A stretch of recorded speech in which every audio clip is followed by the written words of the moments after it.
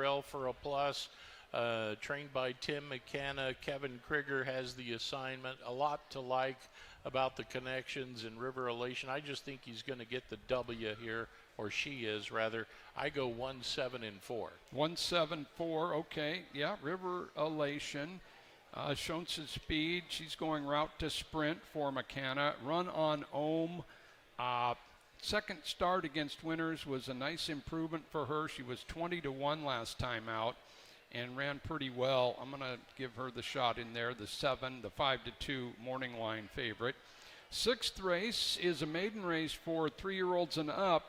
And we do have 3 first-time starters in here, all 3-year-olds, numbers 2, 4, and 5, making a career debut this afternoon. These are always fun races, especially when you've got the first-timers and, you don't know what you don't know, right? So I go with Haka, number 6 in this race. Okay. Showed a pretty nice closing step, and so I'll give the edge to Haka here, 6, 5, and 8. Okay. Yeah, and numbers 4 and 5, the first-time starters, Dewey Lake, Bruce's Moose, both by Conveyance. And Conveyance has at least 3 first-time starter winners at the meeting.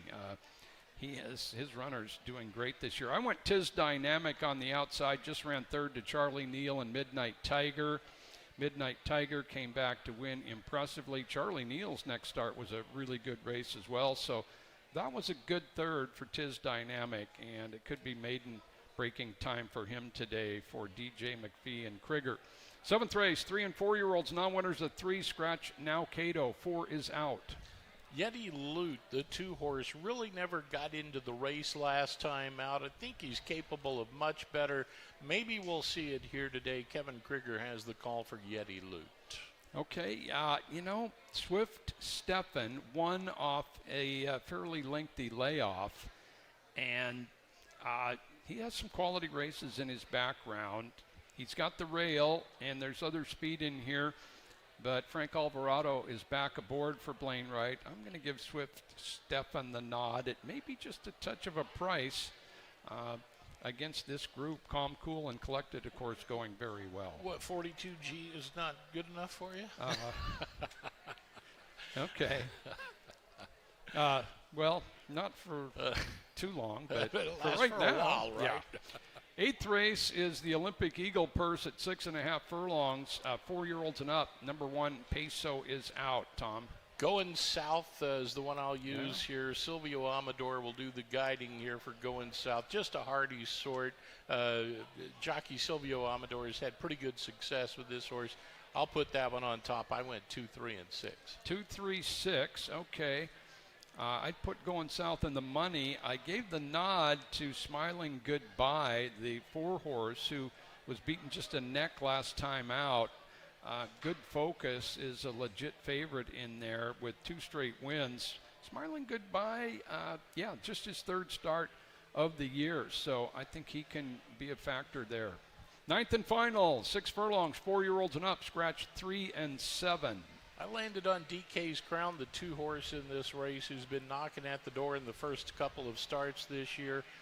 Kevin Orozco, he's sitting on 499 wins and looking to score number 500. He'll have the call for DK's Crown. 2, 5, and 1 for me in the nightcap. That's the way I went. DK's Crown just ran behind West Coast Bull, Smiling Goodbye. Fantastic day. All pretty darn sharp horses for the level. He doesn't have to improve too much to be a winning factor here. I'm with you. DK's Crown in the 9th. 9 races at Emerald Downs today. Some great activity out in the park for the Beer Fest and the food trucks. So remember that, and let's have another great Sunday at Emerald Downs.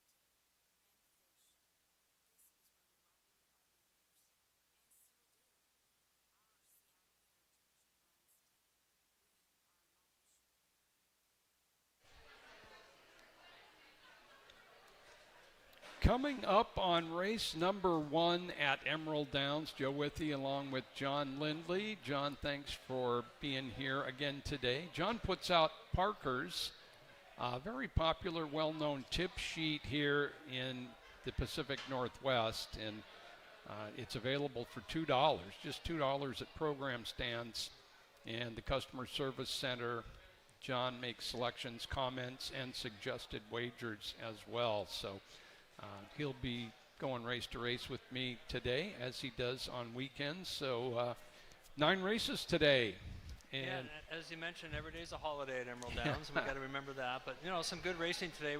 Yesterday we had a mile winner run and win, and a real good, exciting stretch drive, and of course, competitive races coming up today. Yeah, and again, nominations for the mile and the other stakes on August 16th close today. So much more information coming out on that as we move into next week, as the Long Acres Mile just 2 Sundays away here at Emerald Downs. Horses are in the paddock for race 1, and again we have rolling doubles, rolling pick threes. The pick threes, just a 12% takeout. We got a pretty interesting first race here. Creative Ohm has the rail, and boy, he got on a roll last summer here at Emerald Downs, and he continued it.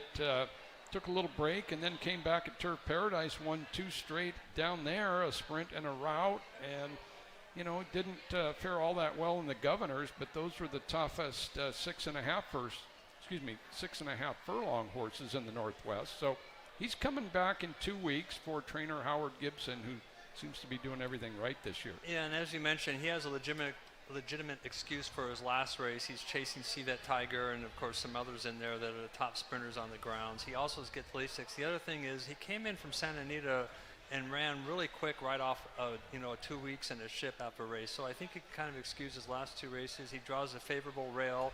The same barn has another horse in here who has tactical speed, so it seems unlikely that they're going to hook up. You would think Creative Om is a quicker early, and we've seen a lot of 1 horses win out of the route. We might see another. Yeah, he is very capable on this level around 2 turns. And Adrian Castellanos aboard, winning at over 33% when riding for Howard Gibson. Number 2 there, Pistol Power with, again, I slighted him once again. 15 Emerald Downs wins. That is high up on our lifetime win total in 30 years. Of course, Mike Mann's Gold way out in front with 26 wins at this track. But nonetheless, Pistol Power, John, has won twice at age 12 here. Yeah, in his last start, you can completely ignore. A, he was in a really tough spot. B, he's in the 9 hole. He breaks a step slow. He's 5 wide around the first turn, and you're not going to be able to contend after that. So you can ignore that race. Now, he's also got pretty good tactical speed. I don't know if he's quite as quick as the 1 horse, but we've seen him win on the lead and from off the lead, and you respect a horse like him who's always in the battle, especially these longer races. Yeah, just a tremendous career for Pistol Power. Jesse Velasquez having an outstanding season, winning at 28%. Blake Nunnally aboard. Nunnally is 2 for 2 aboard Pistol Power. Here's the 2 by War Power, Washington bred. Let's see, 34 of 48 in the top 3 here. YVR now in the barn of Howie Gibson after a claim just last weekend. So he comes back quickly, and his best races are also showing speed. Yeah, and as you mentioned, he just ran last week, and in that race, him and another horse just went at each other out of the gate, and they were flying early. Again, same barn as number 1, Creative Ohm. My guess is this horse will probably sit just off the lead today. You can ignore his last start. The race before that, he was in a sprint. The race before that, he got in another speed duel. So we'll see if he can relax early here and maybe get that stalking trip. Okay, yeah. YVR did have 2 wins last year, and one of those was a rout. There he is, the gray by Value Plus. He's an 8-year-old, 7 career wins. Alyssa Morales aboard. Number 4 is JB Books, and his current odds, less than even money. Now, he can pass horses for sure. He's had 2 good seconds here at Emerald Downs his first year up here. Yeah, and he's run into 2 of the sharper, older route horses of the meet, Brother O'Brien and House of Lords. And last race, he got a good trip. Everything set up for him. He just was outfinished by a horse that's just a slightly better than him. And he did run his best lifetime race, and we've talked about that a lot. Sometimes they don't come back and repeat it, but the race may set up for him again. Either way, we know he's consistent. We know he's going to give a big stretch kick. Back in 2 weeks for George Rosales, J.B. Books with Alex Anaya returning to ride. And he hasn't won at Emerald Downs, but again, 2 seconds in 3 starts. But 2 wins on the grass down at Turf Paradise this year. There's the 5, Benny Buckets. You know, he had that free running style with some very good efforts last year and this year, and then he's found himself off the pace his last 2 and ran on. Yeah, completely unexpected to see a reversal of his style and still ran really good. In last race, he broke a length and a half slowly. Now, J.B. Books did beat him by a fair amount of lengths, but you got to respect a horse who tries no matter what situation. Those are pretty versatile horses, and they're fun to have. Benny Buckets with Isaiah Enriquez for Mike Puich. We head to the track for the first of 9.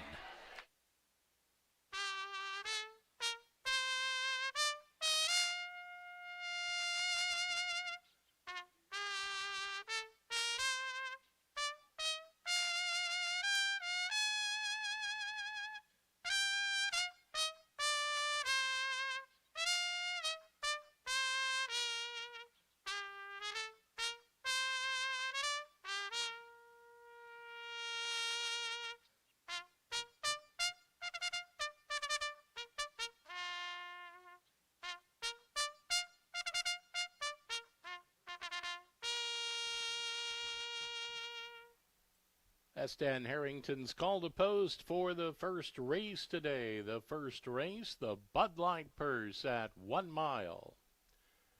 It's a starter allowance event, purse of $10,000. It brings out 3-year-olds and upward. They'll arrive at the gate in 5 minutes, post time in 5.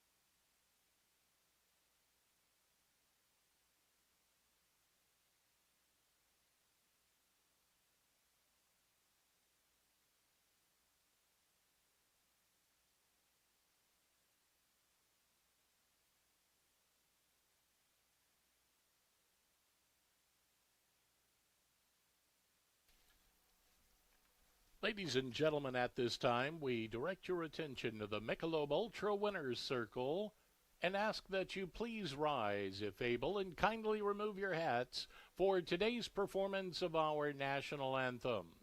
Today, we're happy to welcome back our own Al McGeckern.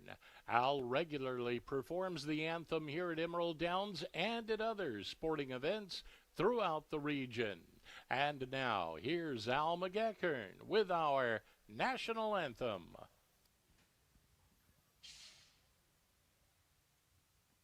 Oh, say, can you see by the dawn's early light what so proudly we hailed at the twilight's last gleaming, whose broad stripes and bright stars through the perilous fight the ramparts we watched were so gallantly streaming, and the rocket's red glare, the bombs bursting in air, gave proof through the night that our flag was still there.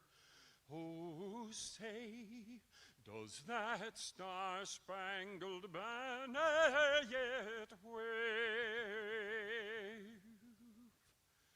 o'er the land of the free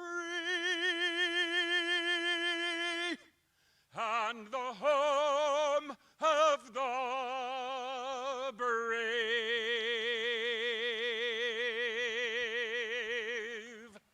That's Al McGeckern.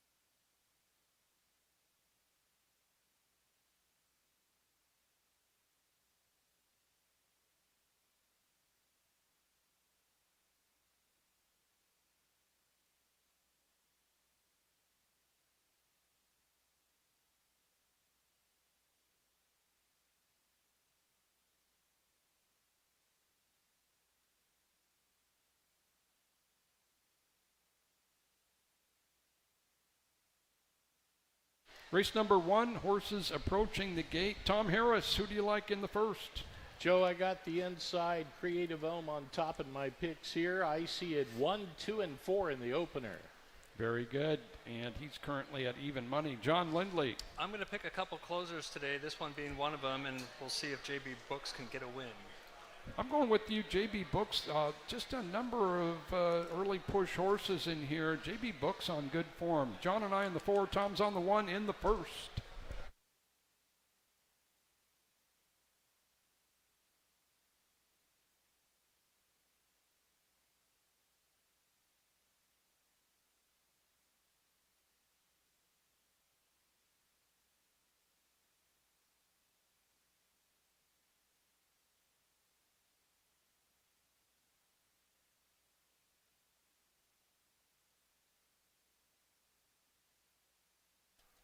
And the horses have reached the starting gate.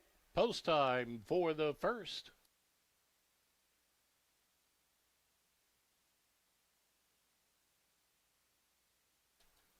Field set to load for the opener. The Bud Light Purse at a mile.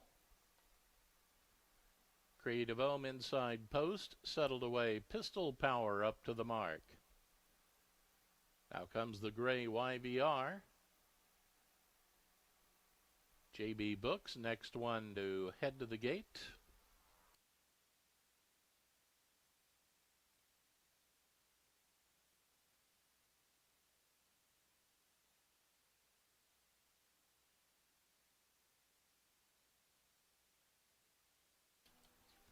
And Benny Buckets on the outside to get us underway. Emerald starter Mark Gibson will turn him loose.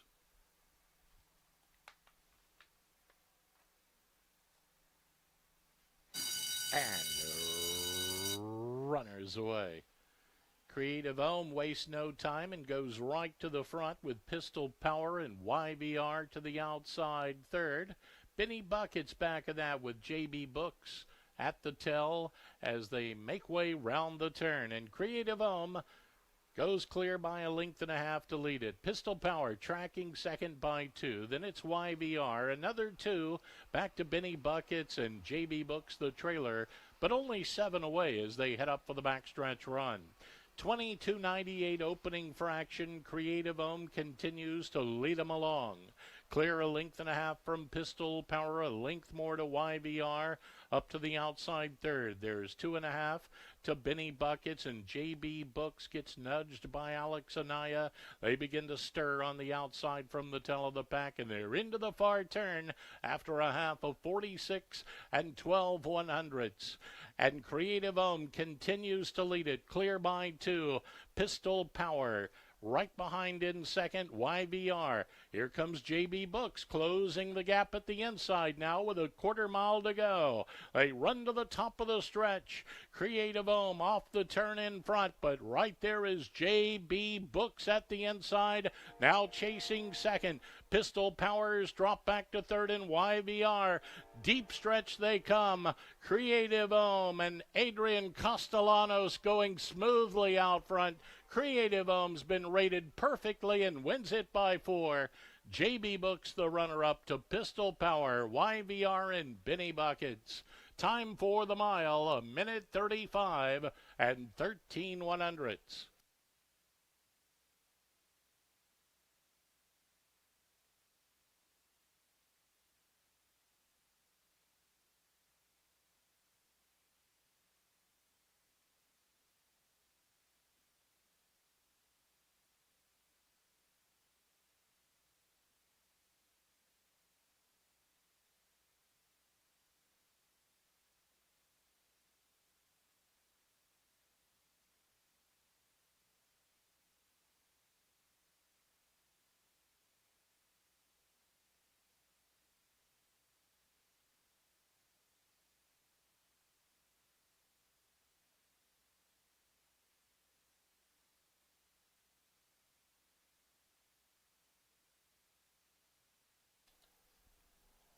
Unofficial order of finish appears on the totalizator board for the first race today. Finishing first, number 1, Creative Ohm.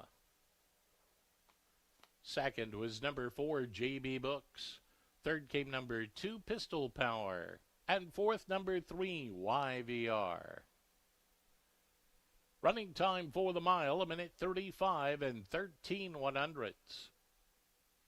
The first race today was the Bud Light Purse.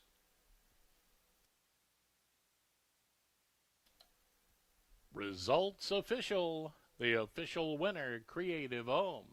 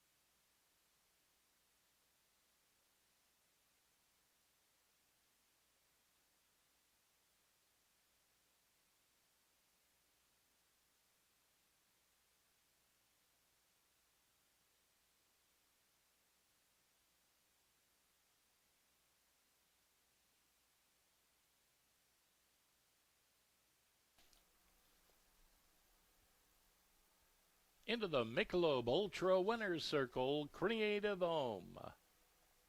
He's owned by Miranda Gibson and Tsushikawa Racing, LLC. The winning trainer is Howie Gibson, and the winning pilot, Adrian Castellanos.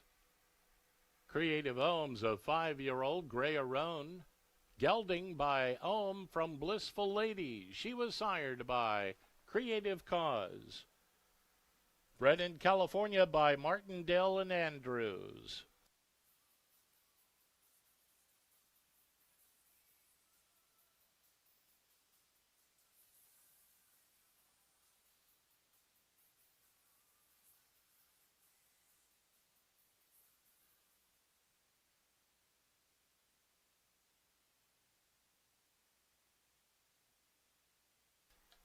Here's a look at the prices for the first race today. Winner number 1, Creative Home, returning $4.84 to win, $2.62 to place, $2.16 to show. Number 4, JB Books, the runner-up, $2.24 to place, $2.10 to show. Number 2, Pistol Power, third, $2.44 to show. Winning Exacta, $4.34. The 50-cent trifecta, $6.90. 10-cent super, $4.26.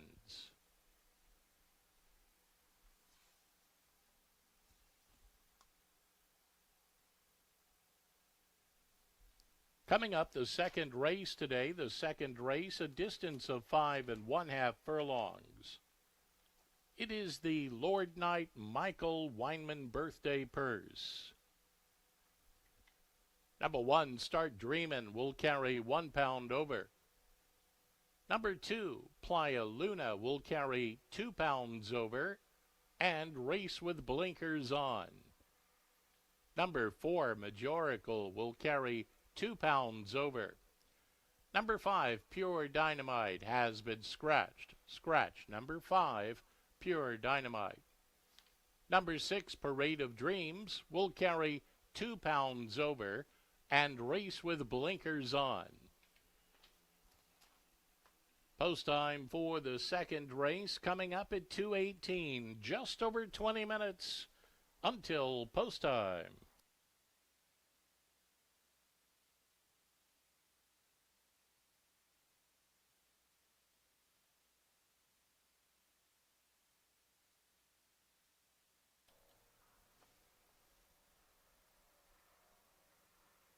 Race fans, the Beer and Food Truck Festival is happening today in the park area with delicious food, beer specials, and music with DJ Trent Vaughn.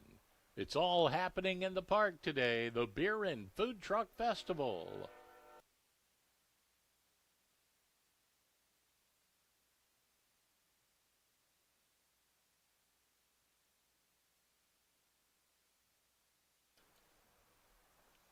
And race fans, though Friday night racing is done for the season, it's not the end of Fab Friday fun. Starting Saturday, August 8th, all your favorite Fab Friday specials will move to Super Saturday, including free admission with your Fab Friday Hawaiian shirt and the $1,000 horseshoe toss. Super Saturday on August the 8th.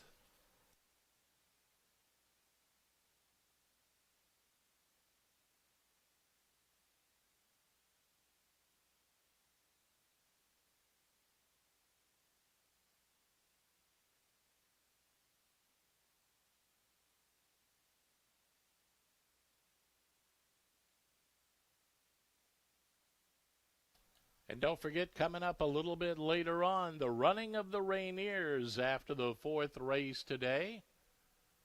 It'll be a relay race event between the bottles and the cans. This will be the first ever running of the Rainiers here at Emerald Downs. They had the running of the Rainiers years ago at Long Acres, but this will be the first one here at Emerald Downs. It'll be a relay race. They'll race down the track, and then there'll be a tag, and then either the Coke or bottle will race back. And then they tag again, and then they race to the finish. But keep this in mind, if the can wins today, we'll have $5 can Rainier on special. So you want to root for the can today. The running of the Rainiers coming up after the fourth race.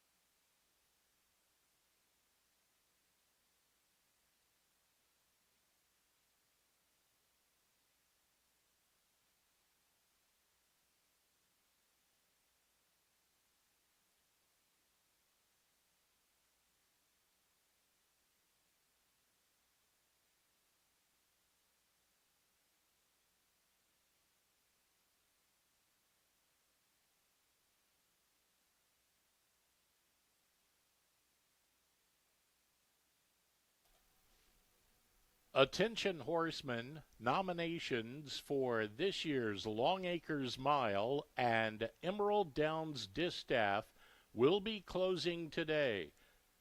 Nominations closing today for the running of the Long Acres Mile and the Emerald Downs Distaff.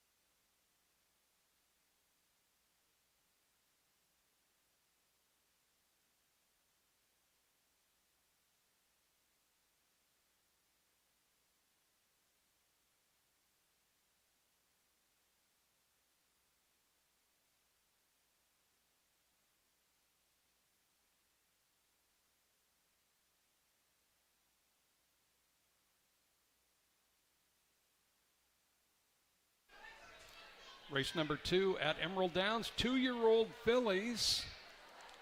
And we had a couple of 2-year-old maiden races yesterday at Emerald Downs, couple of graduates looking for more. And this is a maiden special weight condition, no claiming here for the juvenile fillies.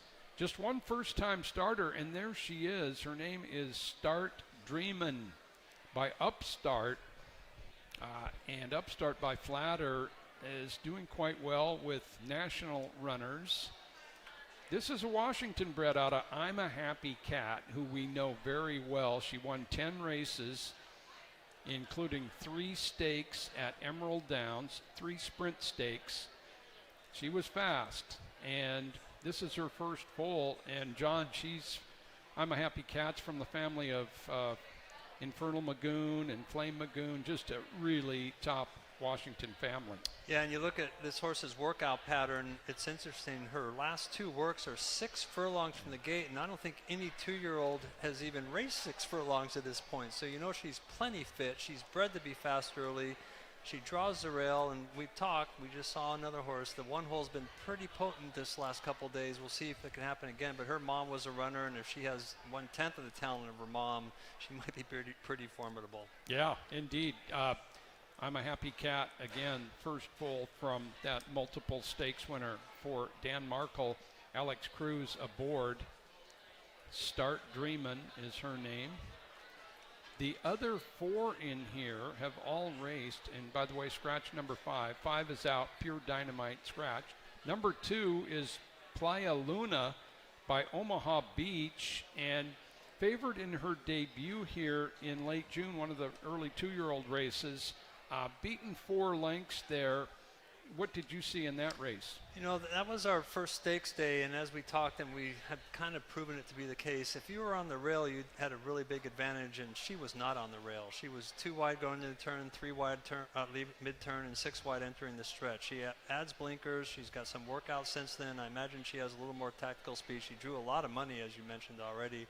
So there's every reason for her to improve dramatically. Plus, this barn in any 2-year-old race is super dangerous. Playa Luna, yeah, by Omaha Beach. Blinkers on today for Tom Wenzel. Frank Alvarado back. And yeah, you can garner so much from that first career start, especially for a juvenile. There she is. Kentucky bred. Number 3, Eileen by Authentic, another well-bred filly. She's also Kentucky. The Dam didn't win. This is her first foal. Eileen is from the barn of Frank Lucarelli, who broke on top and really had a decent race there in that same June 21st event. Yeah, she broke sharply, as you mentioned. She had the rail for much of the race. She did angle out to 6 wide entering the stretch and ran an even race for a horse that clearly is bred to get better with distance for sure. So the extra half furlong is going to help her. When they even get longer, she's going to be, even better. She's got route breeding written all over her. Yeah, good-looking chestnut. Eileen, second career start. It's the 3rd career race for Majorical by Dialed In out of that good mare Cactus Kate. She was in the Angie C, won by Maddie Goin' Coastal. Maddie Goin' Coastal's had 2 races and 2 wide open victories. So Majorical, I would say that's a plus, her 3rd in the stake. Yeah, her very first start also was on June 21st. She beat every horse that's in this field except for the one horse by finishing 2nd after forcing the pace there while 3 wide. And as you mentioned, was in the stakes and set a relatively quick pace and got a little tired early. Now she's back against maidens, and we know she's going to be in contention right from the get-go. By Dialed In, David Martinez runner. Silvio Amador returns to ride. He's going to get up there, our leading rider. Scratch the 5, Parade of Dreams, as we look at Majorical. The outside horse, blinkers on, Parade of Dreams by Nashville. She comes out of the Angie C as well. She had a wide trip that day. And another Frank Lucarelli runner, Adrian Castellanos aboard. There's the 6. 5 2-year-old fillies headed to the track for race number 2.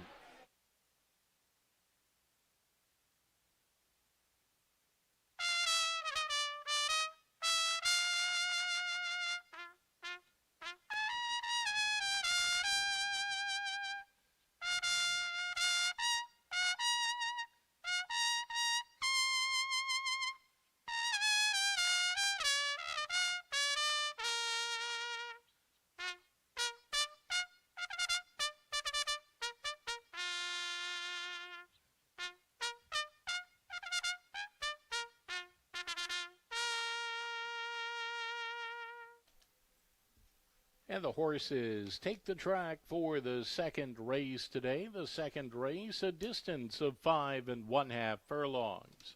It is the Lord Knight Michael Weinman Birthday Purse. Maiden special weight event, purse of $23,000 for maiden 2-year-old fillies. Make note that number 2, Playa Luna, will race with blinkers on. Number 6, Parade of Dreams, will also race with blinkers on. And a reminder that number 5, Pure Dynamite, has been scratched. Post time coming up in less than 5 minutes.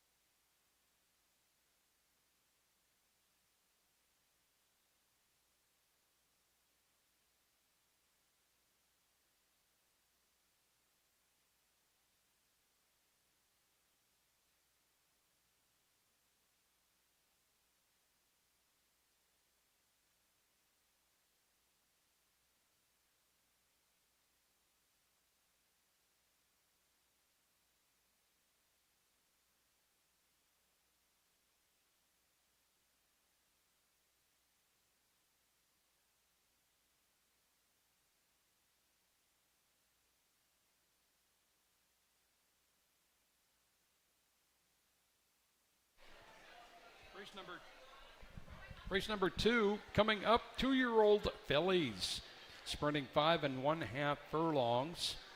Of course, another juvenile stakes races, set of juvenile stakes races coming up on Sunday, August 16th, 2 weeks away. This is a maiden special weight race, no claiming, one first-time starter. That's number 1, Start Dreamin'. Let's head up to Tom. All right, Joe, in this second race at 5 1/2 furlongs, I'm looking at number 4, Majorical here, and Silvio Amador to do the guiding. Majorical checks in after finishing third in the NGC Stakes. 2 pretty good efforts to the credit now. She's finished second and third in both of her 2 starts. She came right back nicely, and still a maiden, but she's coming out of 2 very tough spots. I'll put Majorical on top here. I went 4, 3, and 2. Yeah, Majorical coming out of a stakes-placed effort on July 19th, a couple of weeks ago. John Lindley. Well, Tom was right about the first race, and I hope he's right about this race too, because I'm going to go with Majorical. As we talked on June 21st, she ran great, beat all these but the one horse, and then in her next race, she was Stakes Company. This is a little easier company back against maidens. We'll see if she can get her maiden broke here. Yeah, she is sitting right there on a top effort. There she is. I'm going to take the 1, Start Dreamin', for Dan Markle. A couple of 6 furlong work. She's worked farther than the distance of this race, and of course the first full from multiple stakes winner I'm a Happy Cat, Sire Power as well. I'm on the 1, Tom and John on the 4 in race 2.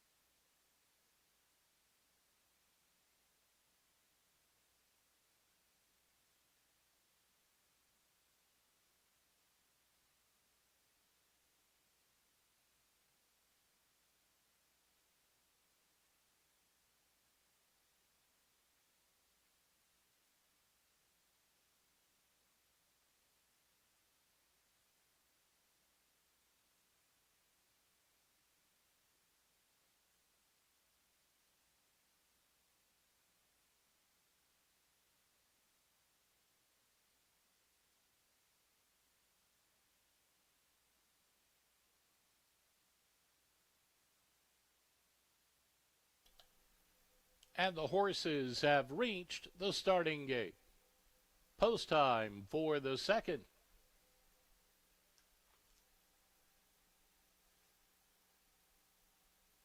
Start Dreamin' heads to the inside post as they begin to line up for the Lord Knight Michael Weinman birthday purse here in the second.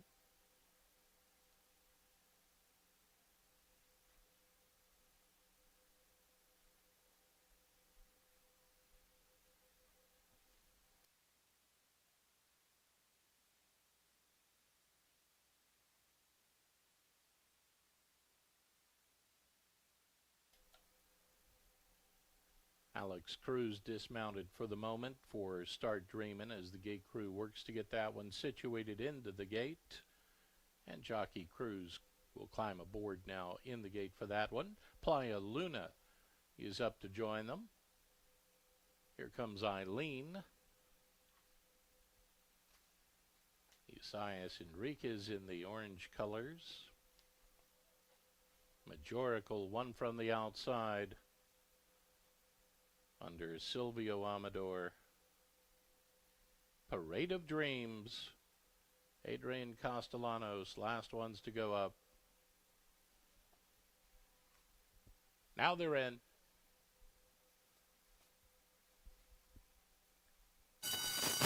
And runners away. Good start at the inside for Start Dreamin', but it's Playa Luna to take over, and Playa Luna darts right to the lead. Majorical's there to pick up the chase, and Start Dreamin' moves on a closer third. Length to Parade of Dreams up to the outside. Eileen's at the tail, but 4 covers the group as they sprint for the far turn. Playa Luna at the inside, just a nose in front. Majorical's right there to shadow the leader. They've paired off 2 from Start Dreamin', racing third. Parade of Dreams follows next. Then we go back to Eileen at the tail. They run to the top of the stretch, and now they round the turn and head for home. Playa Luna first off the turn, length and a half to the good. Start Dreamin' in pursuit. Majorical drops back third, 200 yards away. And Playa Luna, smooth as silk, is running away now. It's Playa Luna, clearly the best by 5 or 6. Start Dreamin' in second. Majorical's third. Parade of Dreams and Eileen. Running time 1:04 and 33 100ths.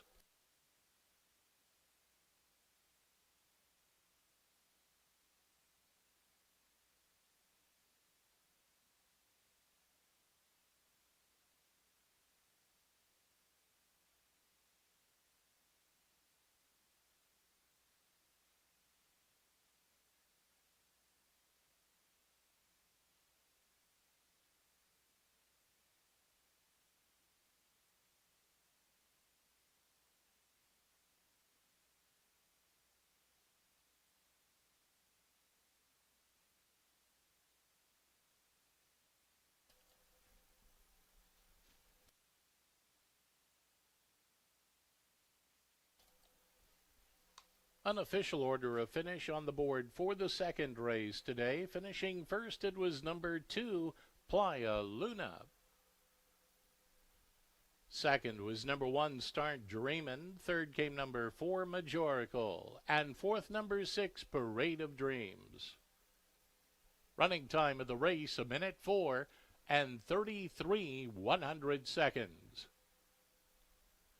The second race today was the Lord Knight Michael Weinman birthday purse. Happy birthday.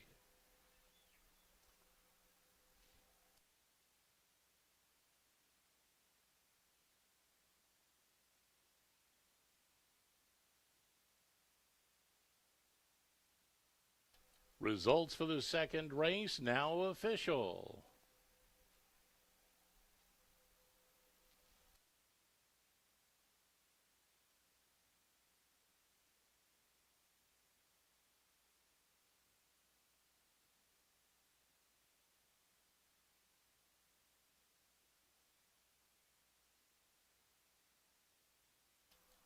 The official winner, number 2, Playa Luna.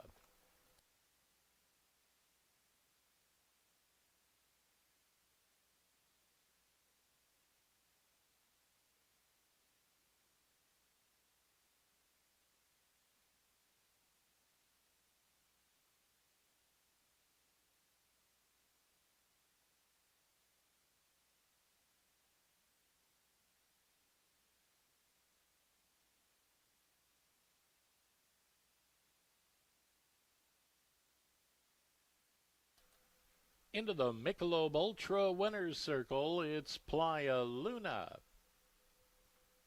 She's owned by George Tadaro, trained by Tom Wenzel. The winning rider is Frank Alvarado. Playa Luna, a 2-year-old bay filly by Omaha Beach. From Vieja Luna, she was sired by Street Hero. Bred in Kentucky by Hermitage Farm.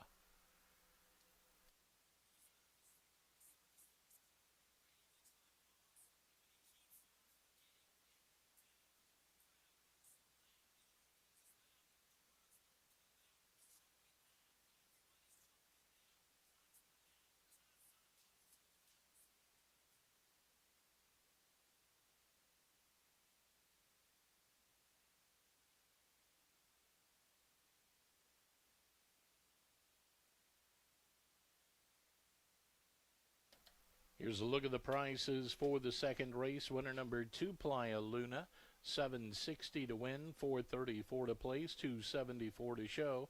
Number 1, Start Dreamin', $736 to place and $328 to show. Number 4, Majorical third, $228 on the show ticket.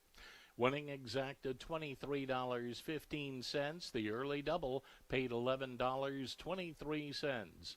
50-cent trifecta, $27.77. And the 10-cent super, $10.21.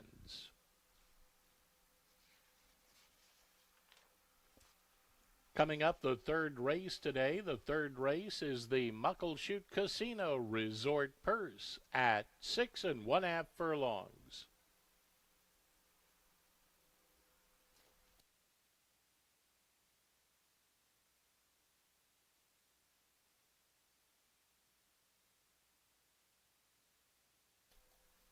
And race fans, time for the Valpak Jockey of the Week award. This week's honor goes to Javier Matias. He rode 2022 Muckleshoot Derby winner You're the Cause to a come-from-behind victory last Sunday. It was the 662nd Emerald Downs victory for Jockey Matias. Good for 6th place in the all-time standings.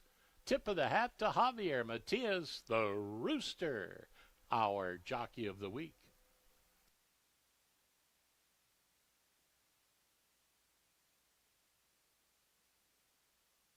In the upcoming third race, number 2, She's Val's Barkley will carry 2 pounds over, 2 over for number 2 in the upcoming third race. Post time for the third race at 2:48, 19 minutes until post time.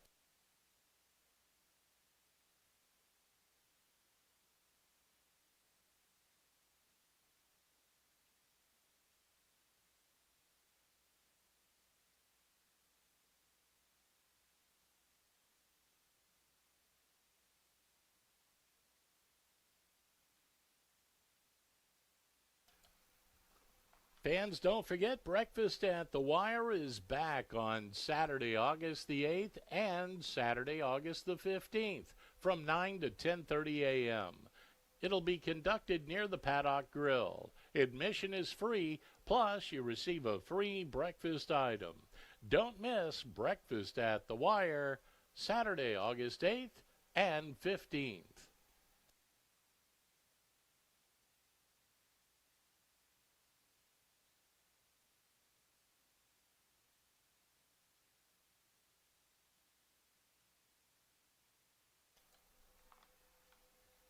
Also, race fans, our final family fun weekend of the summer is coming up August 8th and 9th.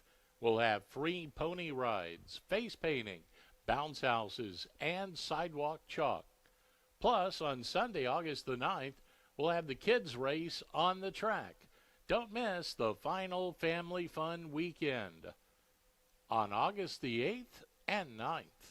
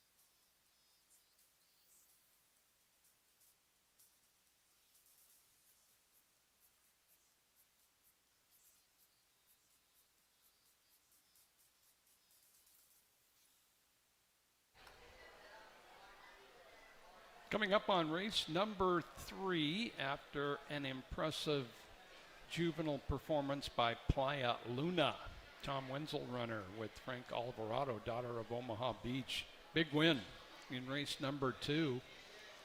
And the third race is the start of another series of pick 3s. We also have a pick 4 start right here. Races 3 through 6, 50-cent pick 4 wagering. And this is an allowance for fillies. Actually, they're all fillies, either 3 or 4 years of age. This is our top Sunday race, but we do have a 9-race card here at Emerald Downs. The calendar has turned to August, and we're 2 weeks from the Long Acres Mile and Championship Sunday. Girl at Home has the inside post. She's coming off her maiden victory. It was a pretty impressive win. She was off the pace early, and at maiden 25,000, she just drew away in the stretch. Kevin Krieger returns to ride a couple weeks later for trainer Debbie Peary. Yeah, and in that race, she had trouble out of the gate. She veered in, bumped to start, lost about a length, and on the turn, she had to wait for room for maybe a good 16th of a mile, and as you mentioned, drew off to a big score and was favored that day and was expected to win, but still, you have to do the job. Now, this is much, much tougher company. You're running against horses that some of them have run-in stakes or high allowance companies. She's going to have to improve, but she has a nice style, and she can save ground throughout. Maybe 6.5 will help her a little, too. 6.5, yeah, might help her. She's 4 for 4 in the top 3. Of course, they've all been maiden races, but good efforts all. Kevin Krieger returns for Debbie Peary, Girl at Home from the rail. Here she is, daughter of Ohm. And 3-year-old fillies, all but number 5, Pearl Blue. Number 5, Pearl Blue, is a 4-year-old filly. She's Val's Barkley. That was an impressive career debut by this daughter of Barkley out of that good producing mare Val de Serre. She beat 9 in her first career start last August here at Emerald Downs as a juvenile filly. And she only had 1 start after that, and that was in against Bewitching Joy, who was easily the top juvenile filly at Emerald Downs last year. So couple starts and winter off. Looks like she's training pretty well for her return, John. Yeah, as you mentioned, June 4th she worked 5 furlongs in 101, so she was probably relatively fit then, but then she came back with a 35 and flat gate workout breezing, and then a 46 and 3 just a few days ago, so clearly ready to go. Gets Lasix, and as you mentioned, she's a Barkley that went off 24-1 her first start, and probably a lot of people after that race were going, oh, who didn't know that? Now, she is meeting some other speed here, and her one race, she went pretty quick early. We'll see if she can do that again, because there's some other horses that have a little more experience than her. But that first race, you got to look at her, just the fact that she showed talent in her first start. Yeah, pretty legit fractions for a juvenile filly last year. And a couple good half-mile works coming in from trainer Ann Wisdom. Alex Cruz rode her last year. He's up on She's Val's Barkley. There she is. Won her debut last year. Number 3 is Naughty Night. Fast filly by Barkley out of the Good Mare Nightclub. Howard Gibson trainee. Won down in Phoenix in January, right up on the lead. And had a very impressive 6-furlong score here at Emerald Downs. Her last race wasn't bad either, John. Yeah, in that race that you mentioned that she had a score, there was a lot of speed in there, but she shot out of the gate and just took command and never looked back. And then last race just ran into a super sharp horse in Storm Harbor. Ran a winning race for this level, actually. She just kind of ran into a horse that freaked that day, and she was well clear of the 3rd place horse. She's quick early. There is maybe some speed inside and outside of her, but she gets loose on the lead. We've seen a lot of horses do really well that are on the lead on the rail. We'll see if this is a scenario here. There she is, Naughty Night, 3-year-old filly. A win at Phoenix, a win here this year. Good speed. Blake Nunnally back up. Samaraloo is the 4, and she comes off her maiden win, most significantly for Mark Cloutier big second out improvement. Yeah, in that race I had her braking about a length and a half slowly, but she recovered quickly, rushed up, set the pace. Now she did drift out a bit in the stretch, so she was getting a little tired at the end, but she came back with a super nice work. She's only had 2 races. She's going to get better as she continues to race. A lot of Sun Golds do really good around 2 turns also. Yeah, she was setting legitimate fractions in that maiden victory, a clear win back in late June. Adrian Castellanos aboard. He was up for the maiden win. There she is. And the 4-year-old filly is Pearl Blue, who showed good talent last year. And she's only had 1 race this year. She finished a few lengths behind Naughty Night. Yeah, and a race she probably needed that day. She just kind of ran evenly and got up a little bit into contention on the turn and got a little tired. Now she draws completely outside, and should something develop where she can get maybe Naughty Night hooked with either one of the horses that are running here the first time this year, or maybe Samaru, she might get that nice stalking trip and turn the tables on her foe. Back in 2 weeks, but she's on her toes, bouncing up that ramp to get to the track with Silvio Amador for Charles Essex. 5 fillies in the Muckleshoot Casino Resort purse.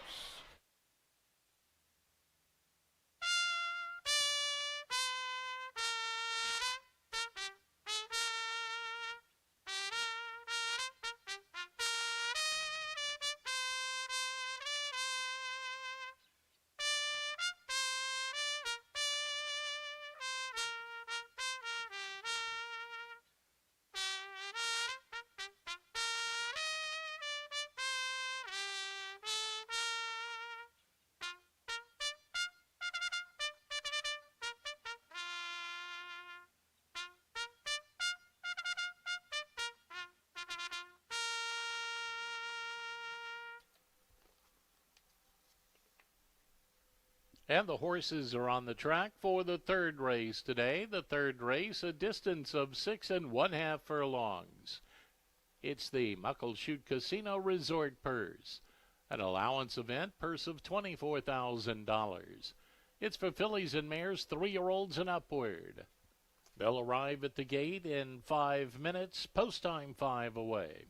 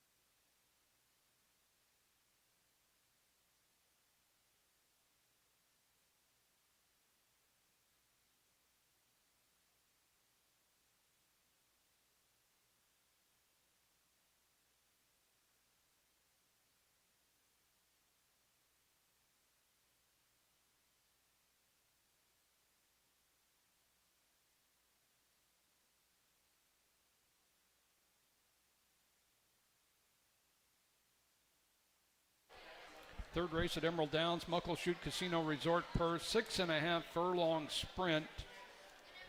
Allowance conditions. And a couple coming off a maiden victory. That's number 1, Girl at Home, number 4, Samaralu. And Naughty Night has a big allowance win already at the meeting. She's number 3 and is the favorite on the board right now. Let's head up to track announcer Tom Harris. Well, hats off to Team Todaro and Tom Wenzel again. You know, they're having themselves quite the season, aren't they, Joe? Oh, for sure. Yeah. Real promising runner there. For sure it is. Playa Luna looked extra sharp today. Tom Wenzel, everything he's throwing a saddle on, you better watch out, I'll tell you what. Third race here, 6.5 furlongs. I go to the 3, Naughty Night. Naughty Nights had 2 of the 3 showings, pretty good efforts here at Emerald Downs this season.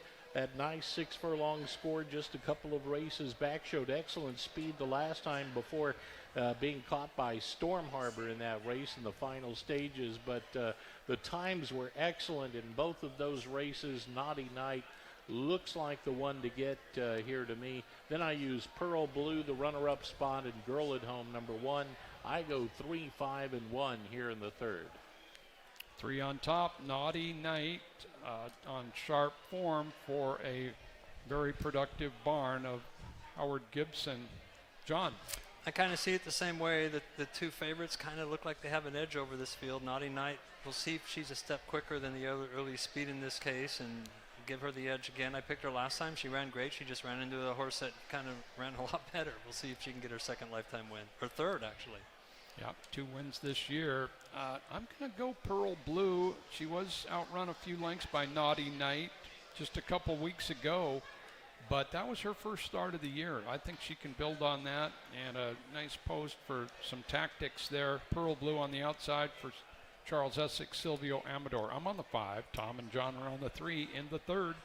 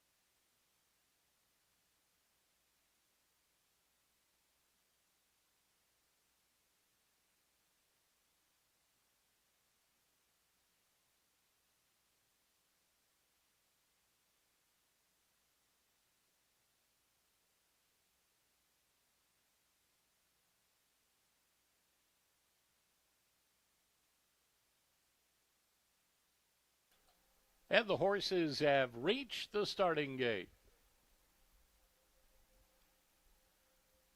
Post time now for the third race, the Muckleshoot Casino Resort Purse at 6 1/2 furlongs. Girl at Home steps up to the mark inside post.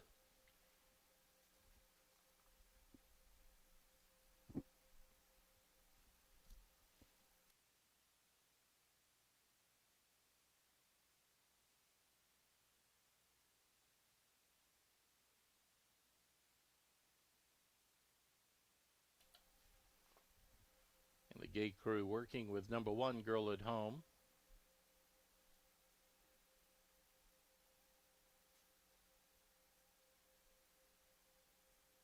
And step by step, they get the handle on that one. Girl at Home settled away. Now She's Val's Barkley will look it over and head to the gate.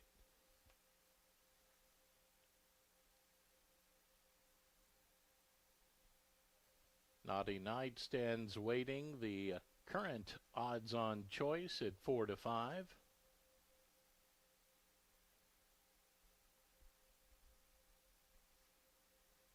Here comes Naughty Night and Blake Nunley.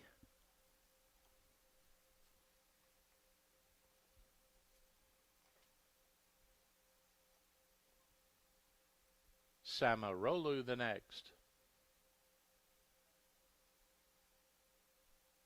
Pearl Blue under the breakaway blanket makes up the cast. Now they're in.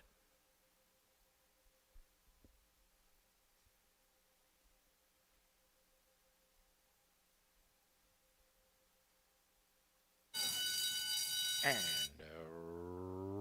runners away. It came away to a good start, and from between horses, Naughty Night wastes no time and goes right out for the lead out of the chute onto the main oval. Tracked by She's Val's Barkley, Samarolu's in the chase on the outside. A tightly knit third by a length and a half. Pearl Blue follows fourth. Girl at Home's at the tail, 7 front to back with a half-mile to journey. 21.94, moving at a fast pace here with Naughty Night showing the way. Clear by 3. Chasing is Samarolu in second by about 3. Pearl Blue's holding third. Girl at Home follows next. Midway round the turn they go. She's Val's Barkley trails and a quarter mile remains. And Naughty Night has been on an uncontested lead. And she rounds the turn and heads for home. Naughty Night kicks clear by 4 off the turn. Pearl Blue moving into second with 200 yards to go. Girl at Home is back third, but in deep stretch, Naughty Night going on in the final 100 yards. Pearl Blue on the outside tries to cut into the margin, but it's too late. Naughty Night wins it by a length and a half. Pearl Blue on the outside was next. Girl at Home, She's Val's Barkley, and Samarolu. Running time of the race, 1:16 and 86 100ths.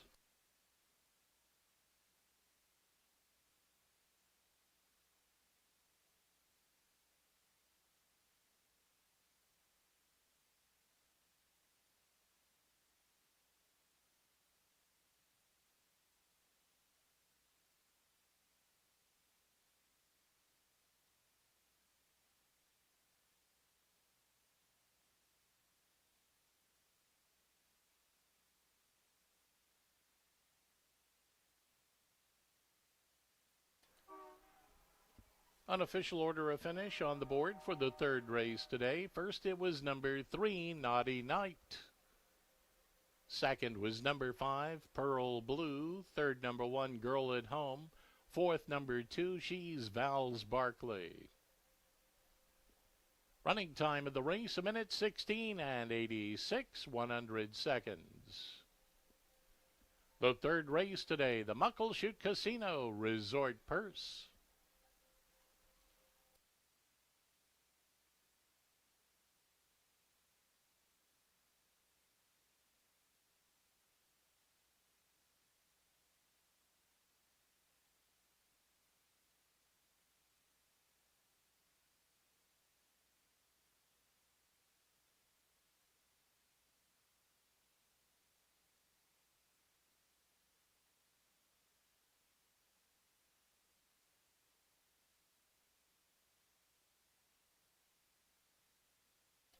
Results for the third race official. The official winner, number 3, Naughty Night.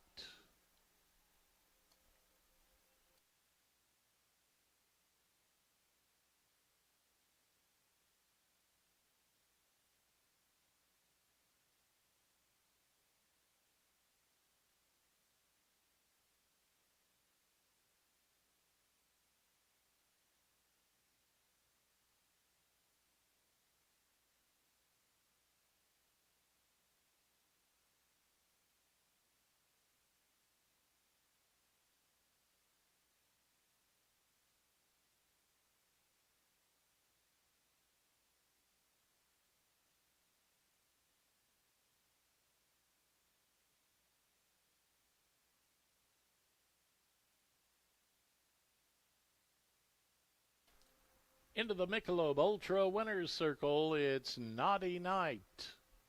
Owned by Nina and Ron Hagen and Howie Gibson. That's a training double for conditioner Howard Gibson.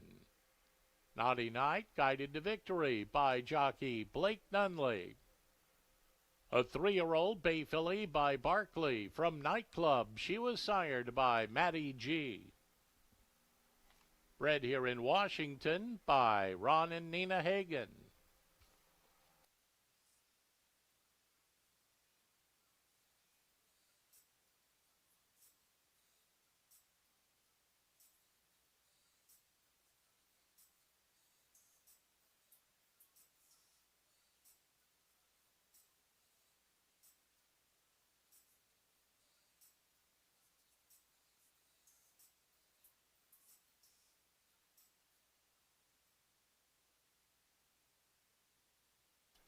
And here's a look at the prices for the third race today. Winner number 3, Naughty Night. Returning $364 to win, $218 to place, $210 to show. Number 5, Pearl Blue, $236 and $210 on the place and show.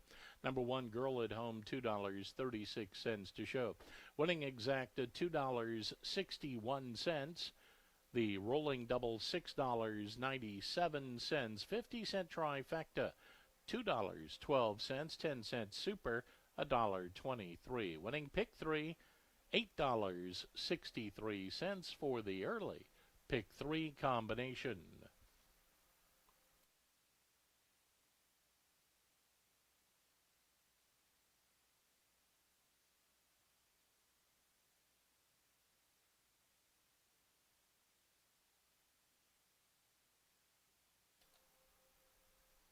Time to go trackside to the Michelob Ultra Winners Circle. Here is Joe Withy.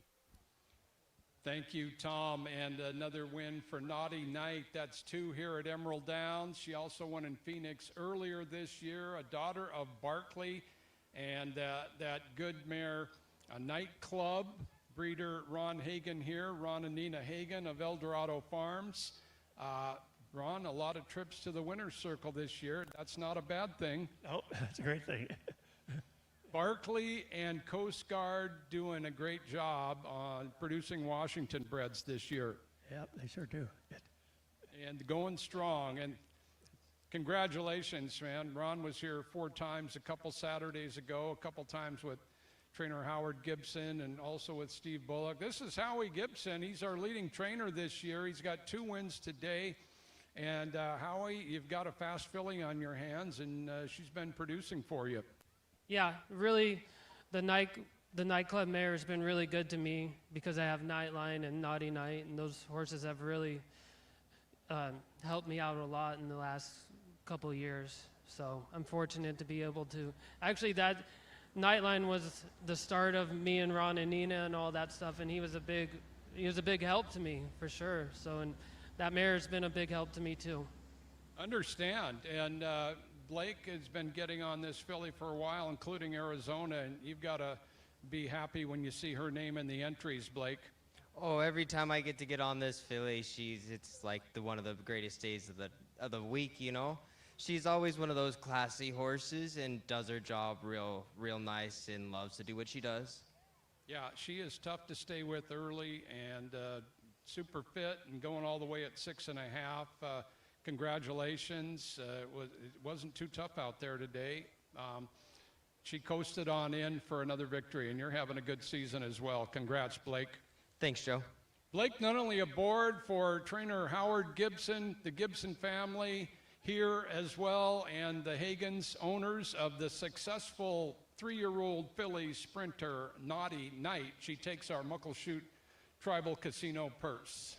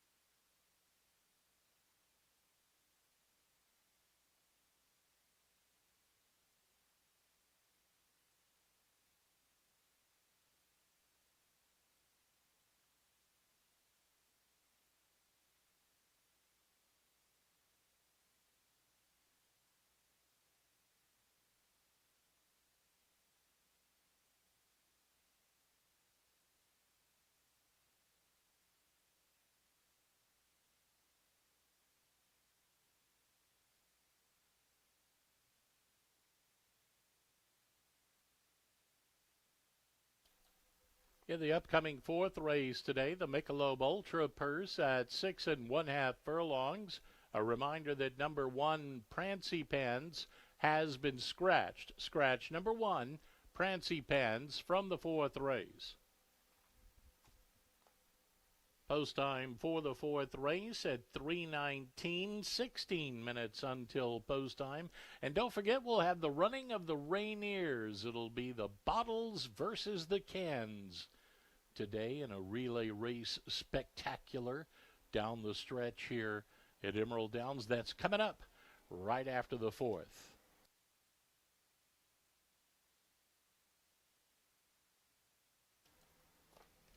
Fans, don't forget Championship Sunday's coming up August 16th. The day features 6 stakes races, including the 91st running of the $125,000 Long Acres Mile. Post time will be 1:50. Get your tickets today at EmeraldDowns.com.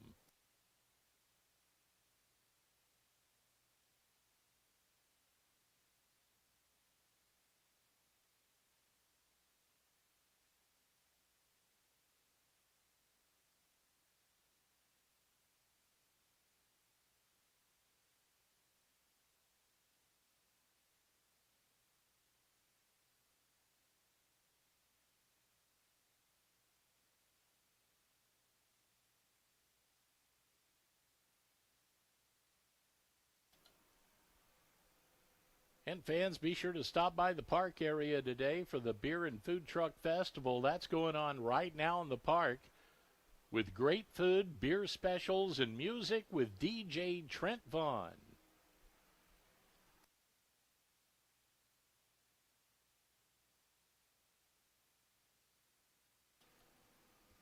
And don't forget, even though Friday night racing is done for the season, it's not the end of Fab Friday fun.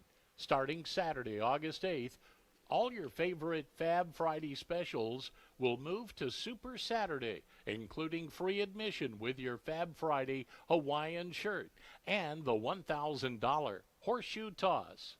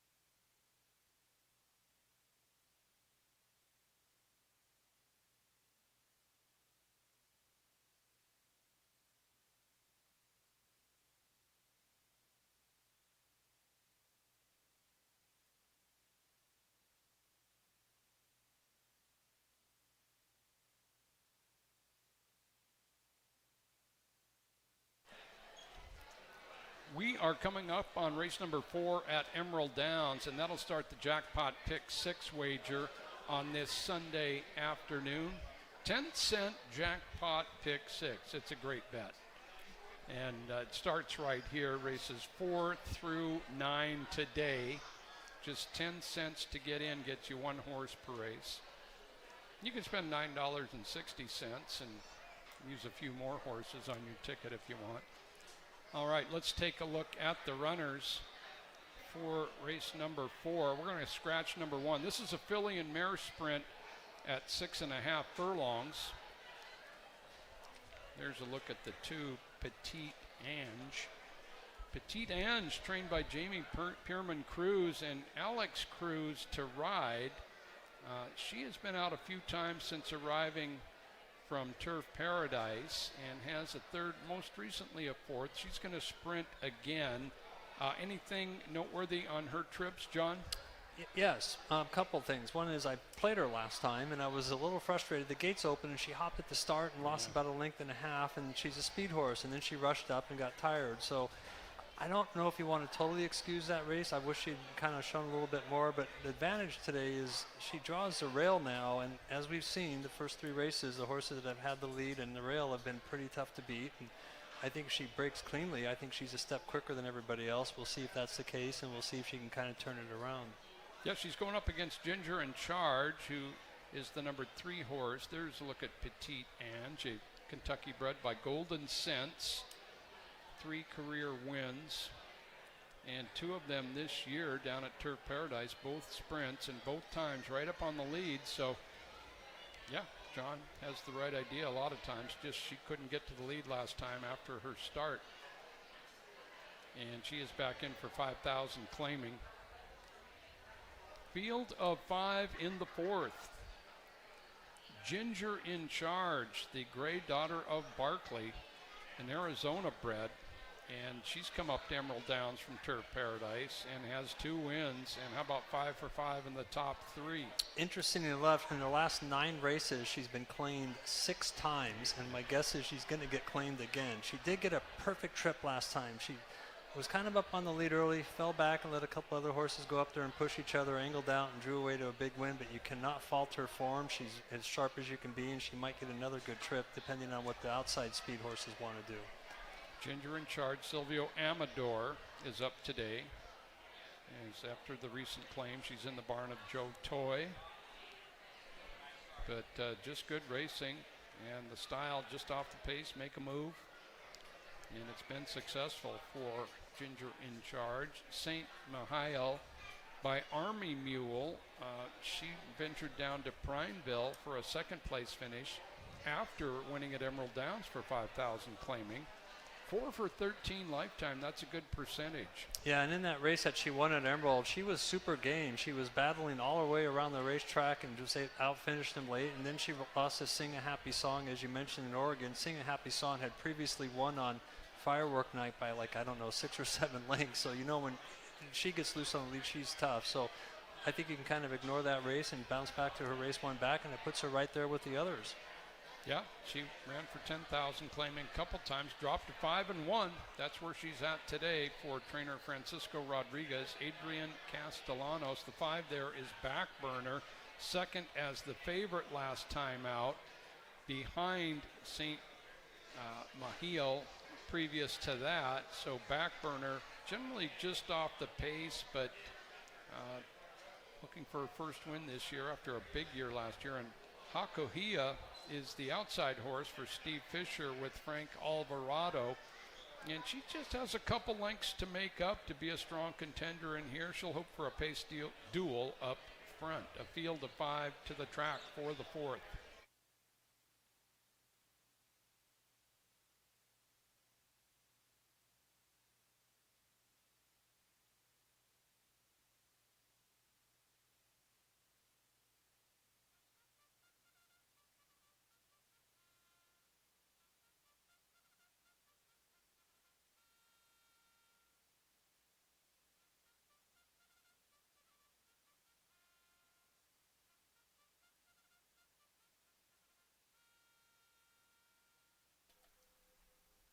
And the horses take the track for the fourth race today. The fourth race, a distance of 6 1/2 furlongs. It's the Michelob Ultra Purse, claiming event purse of $12,000. It brings out fillies and mares, 3-year-olds and upward. Reminder that number 1, Prancy Pants, has been scratched. Post time coming up in just 5 minutes.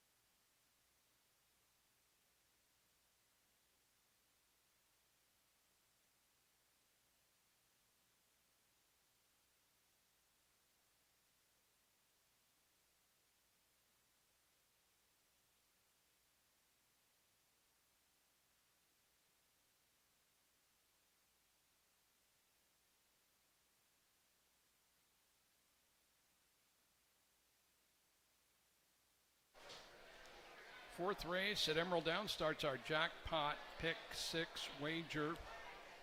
And this is a filly and mare sprint at 6 1/2 furlong, scratch number 1.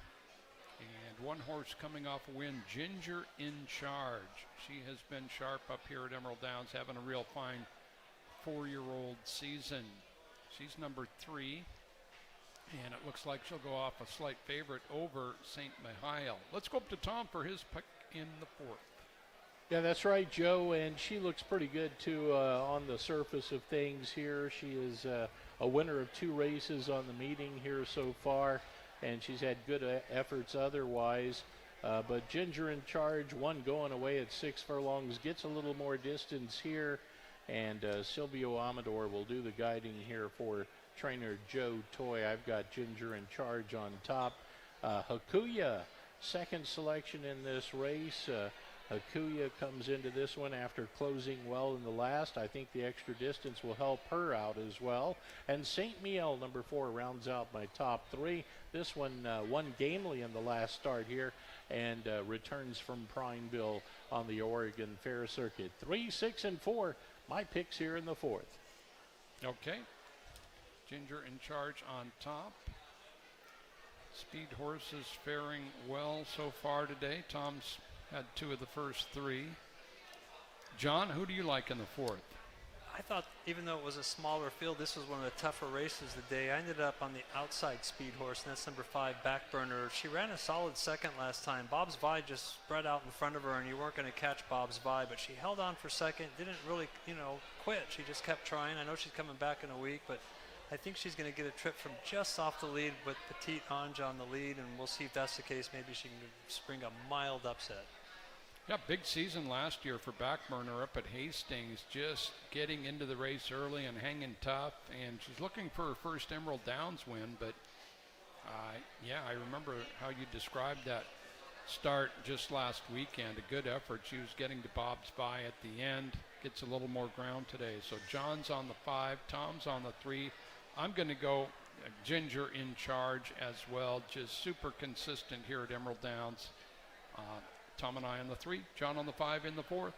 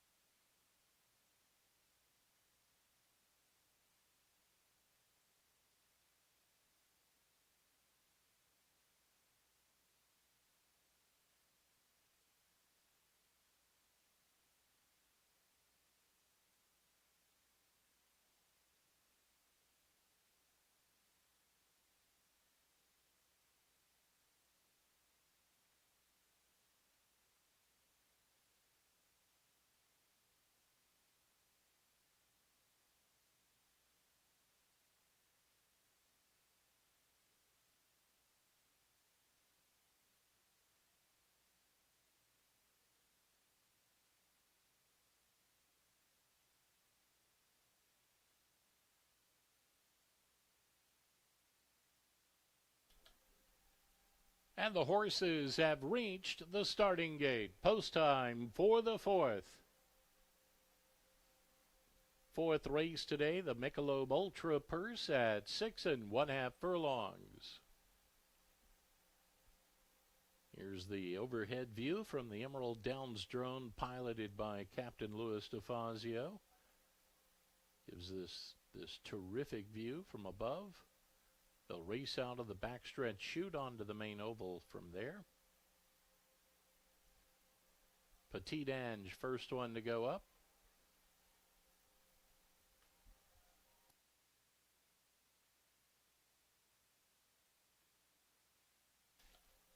Now comes the current 2-5 favorite, Ginger in charge. Now Saint Miel to join them. Backburner, one from the outside. Hakuya, outside post goes on up. It'll be Backburner to get us underway. Backburner steps right up. They are in the gate.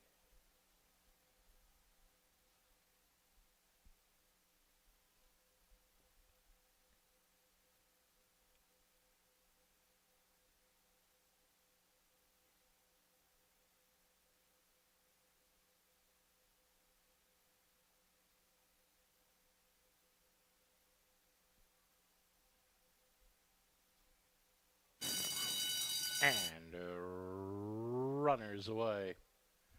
Good start for Backburner. Came away quickly, and Saint Miel is right there. Moving through Petite Ange at the inside.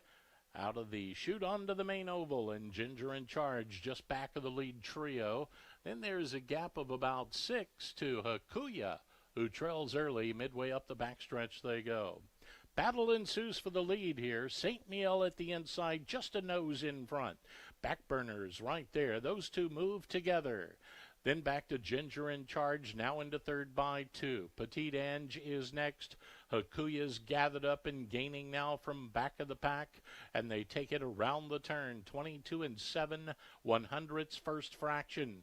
Just over a quarter mile remains. The two leaders inseparable here, Backburner and St. Miel. Now they're joined by Ginger in Charge, who swings to the outside to begin her run.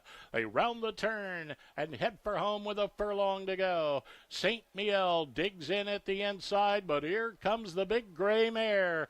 Ginger in Charge on the attack, 70 yards to the line, and Ginger in Charge indeed. Winner by a length. St. Miel was second, Hakuya third, Backburner followed, and Petite Ange. Running time of the race, 1:17 and 4 100ths.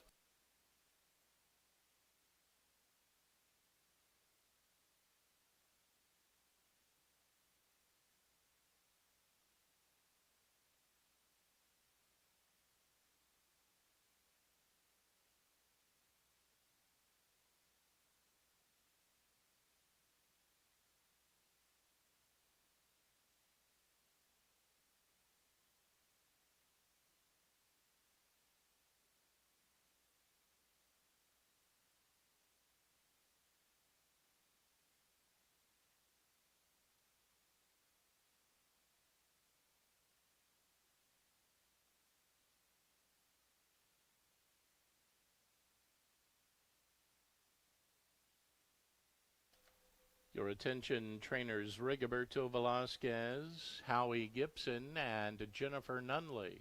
Contact the claims clerk, please.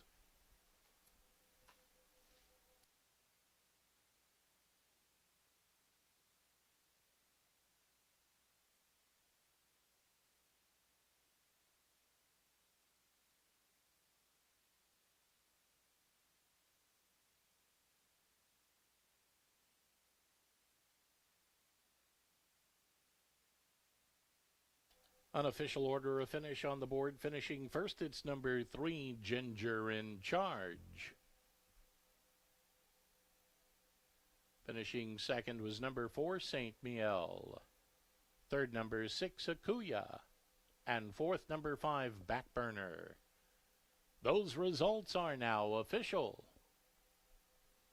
Running time of the race, 1:17 and 4 100ths. The fourth race today was the Michelob Ultra Purse.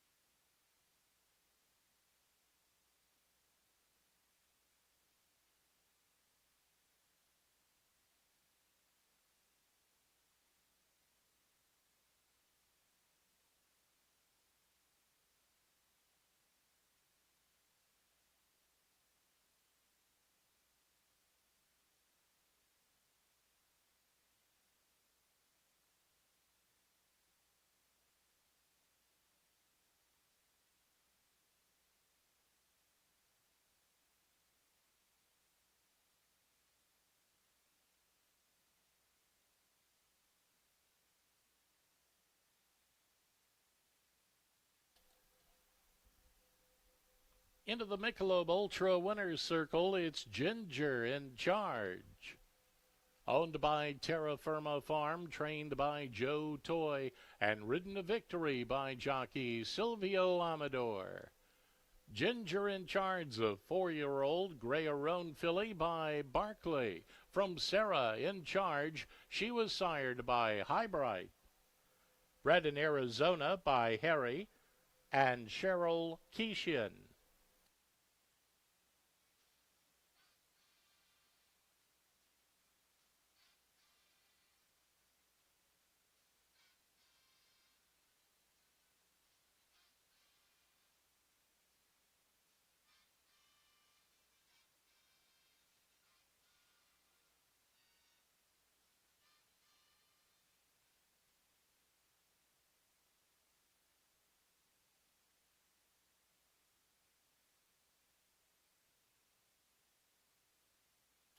Here's a look at the prices for the 4th race. Winner number 3, Ginger in Charge, $3.96 to win, $3 to place, $2.12 to show.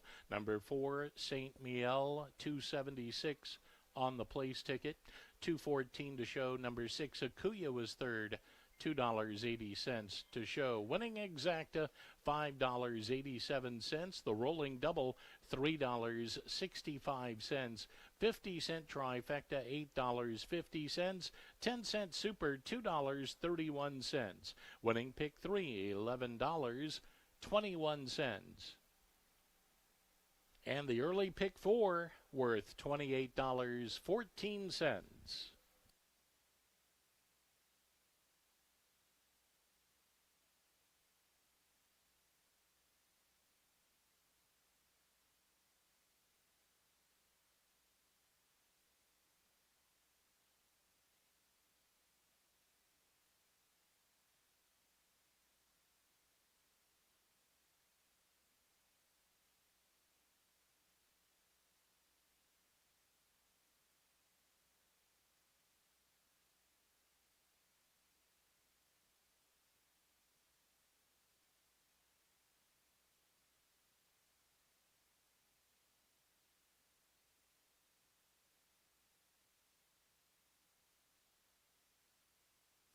And ladies and gentlemen, at this time, we'd like to direct your attention trackside for the first ever Emerald Downs running of the Rainiers. It's the cans versus the bottles. This will be a relay race event where each runner will tag the next relay racer.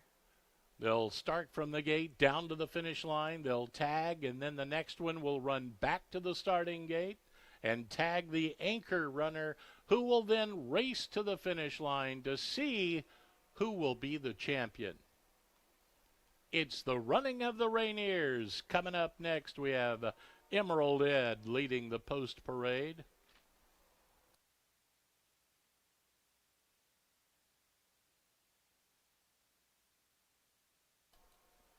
All right, race fans, let's give them a big Emerald Downs welcome. First time ever here at Emerald Downs, the running of the Rainiers.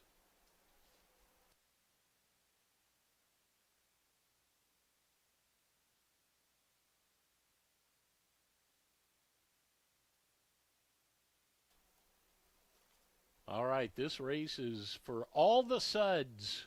In fact, there's a little incentive for you, the race fan. If the can wins, we will have, for 1 hour, a $5 special on can Rainier beer.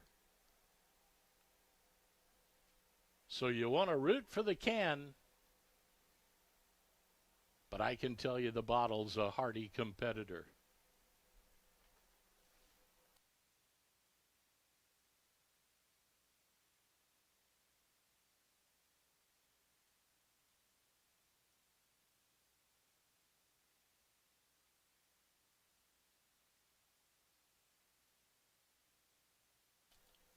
All right, here we go. The running of the Rainiers, the bottles versus the cans, and they are at the gate.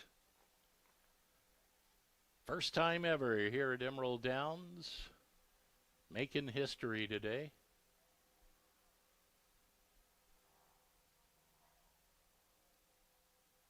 At the starter's mark.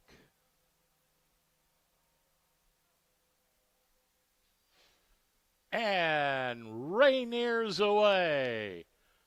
It's a good start for the bottle at the inside, and the can is right there. Those two Rainiers are running neck and neck as they come to the first exchange. They're going to head right down to the finish wire, tag their teammate, who will then take off back to the starting gate for the final tag. We've got a virtual tie at this point. So there's the tag. Bottle gets the jump. Oh, we got a quick Bottle off the mark.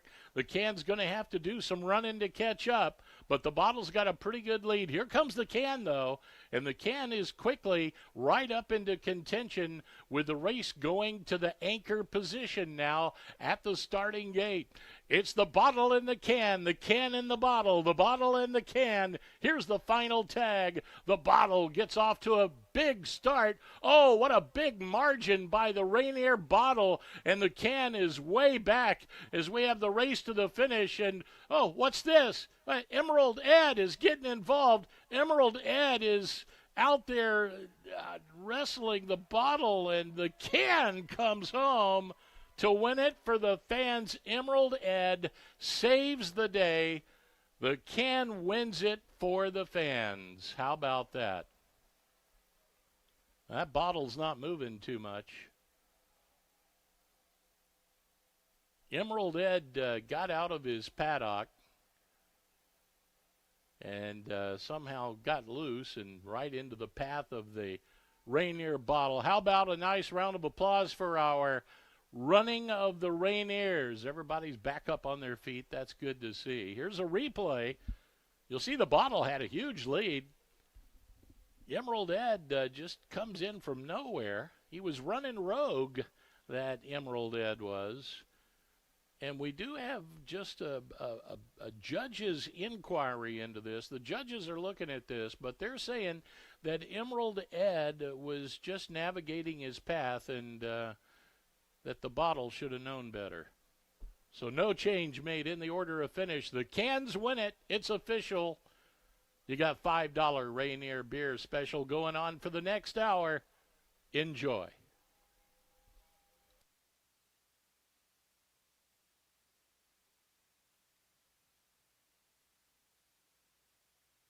How about one more nice round of applause for our racing Rainiers, the running Rainiers, the cans and the bottles today. Great to have them with us here for the first time at Emerald Downs.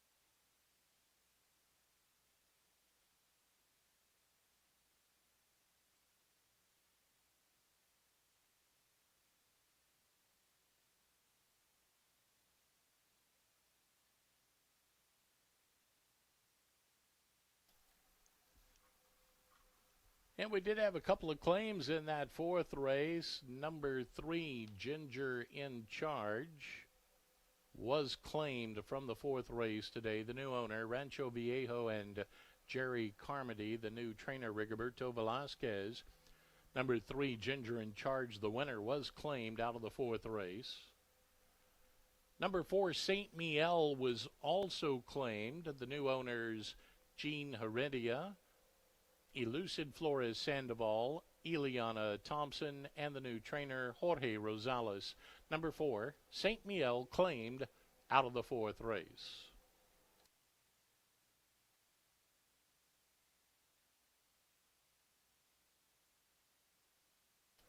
Coming up, the fifth race today, it's the Budweiser Purse at 5 1/2 furlongs. Number 1, River Elation, will carry 2 pounds over. Number 2, Secret Hottie, will race with blinkers on. Blinkers on number 2, Secret Hottie. Post time for the fifth race at 3:56, less than 17 minutes until post time.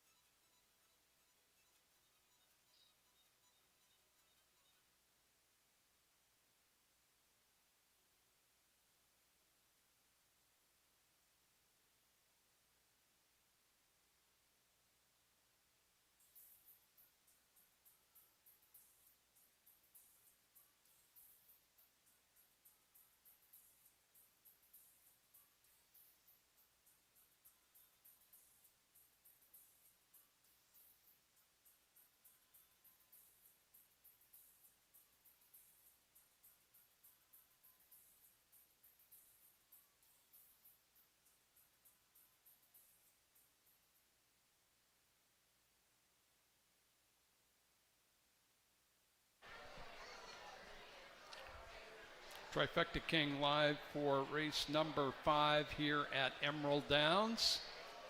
And much more racing upcoming. And those of you who aren't aware, our schedule in August for live racing is Saturday and Sunday. Yeah, you can wear your Fab Friday Hawaiian shirt for free admission on Saturdays the rest of the season. So keep that in mind, Saturdays. And we'll also have the $1,000 horseshoe toss on Saturdays as well in August. And next weekend's a family fun weekend, so keep that in mind, you families and kids who have a great time here at Emerald Downs. We'll have face painting, pony rides, bounce houses, sidewalk chalk. That'll be next Saturday and Sunday here at Emerald Downs. Family fun weekend. All right, race number 5 is going to start our pick 5 wager, races 5 through 9. 50-cent pick 5. I think that paid over 5,000 yesterday with a couple of 12-to-1s in there. Yeah, there was some good payoffs with some relatively easy picks in between too. Yeah. You know, horses that were very strong contenders, and a first timer won at 12-to-1, and a horse in the last race who had a really rough trip in his previous start kind of overcame that scenario yesterday. Parker's had that best chance play of the day. Yeah, long shot of the day Long came in shot at of the day. 12-to-1, and Outstanding. Joe had that for the whole pool, if you haven't heard yet. Yeah, I threw in the Parker long shot for sure. That was a separator. Okay, race number 5, non-winners at 2 for fillies and mares. River Elation has the inside post. She's going route to sprint for the first time in her career. She did win a sprint here at Emerald Downs. She won at 6 furlongs in June. 2 starts against winners. Drop in class as well. Yeah, as you mentioned, she won that sprint by 7 lengths. Now, it was 113-1. Her first try against winners, she just didn't have things go her way, and then she tried the route. She forced a pretty hot pace for the level and got a little tired. She's back sprinting, and give her, you know, kind of a mulligan for her last 2 starts, and you always got to respect the Tim McKenna bar no matter what scenario they put in here. But she does draw the rail too, which I think is a positive for her. She's going to have to improve a little bit, but not too much. Okay, she has the rail. Kevin Krieger aboard. River Elation. Non-winners at 2 condition. Number 2, Secret Hottie. Blinkers on for her today. She's making her 5th start at the current meeting. And she has been unplaced in all 4 previous, so she's looking to get going a little bit. Generally in a stalking mode. She did break her maiden at Emerald Downs sometime back, up on the lead, and pretty lively fractions that day. So with the blinkers on, Vince Gibson might be hoping for a good start here. Yeah, as you mentioned, when she was running last year and, of course, the year before when she broke her maiden, she was really quick early. She has not shown that speed up to this point this year, although in her 3rd start, or 6.5 race, she did show a little bit of speed. But the blinkers go back on. She draws inside, and I'm guessing, like you just mentioned, they'll probably be pretty aggressive with her, try to get her up on the lead, because that's where she's run her best races. Kevin Orozco aboard today on Secret Hottie. There she is, Washington bred by Raised a Secret.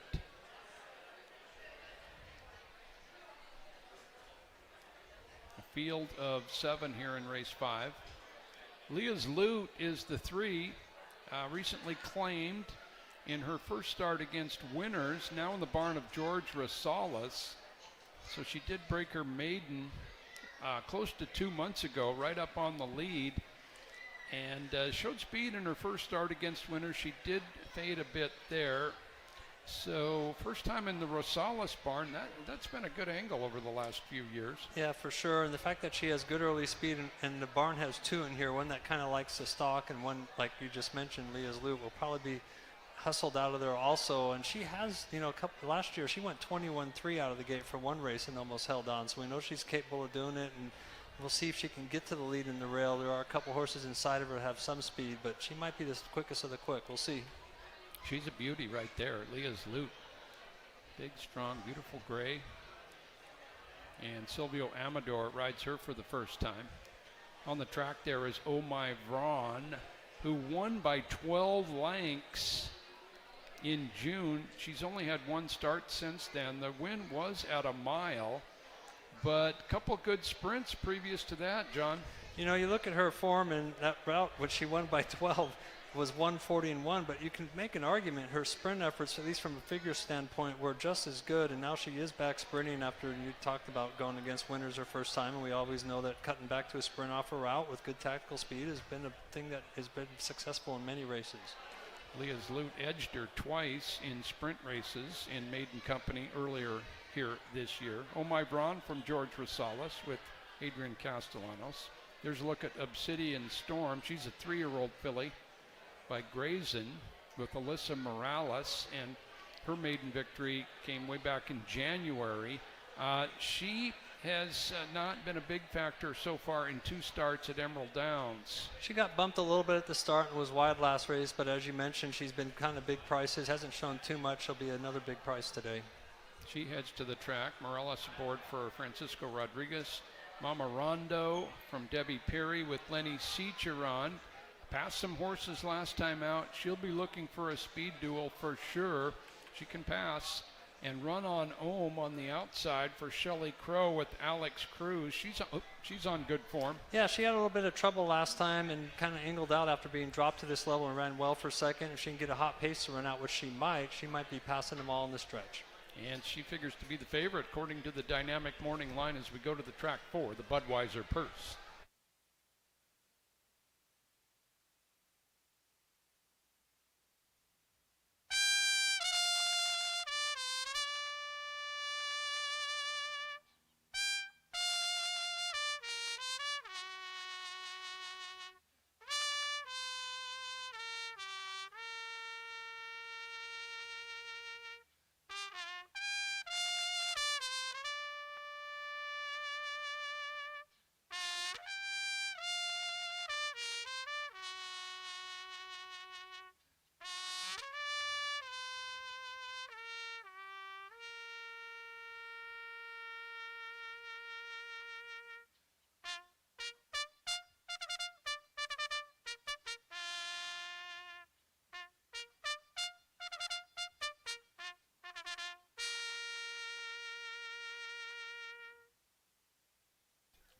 And the horses take the track for the 5th race today in the Budweiser Purse at 5 1/2 furlongs. It's a claiming event. The purse is $9,000. It's for fillies and mares, 3-year-olds and upward. Reminder that number 2, Secret Hottie, will be racing with Blinkers On. Blinkers On number 2. Number 4, Oh My Braun's been excused from the post parade. Post time coming up in less than 5 minutes.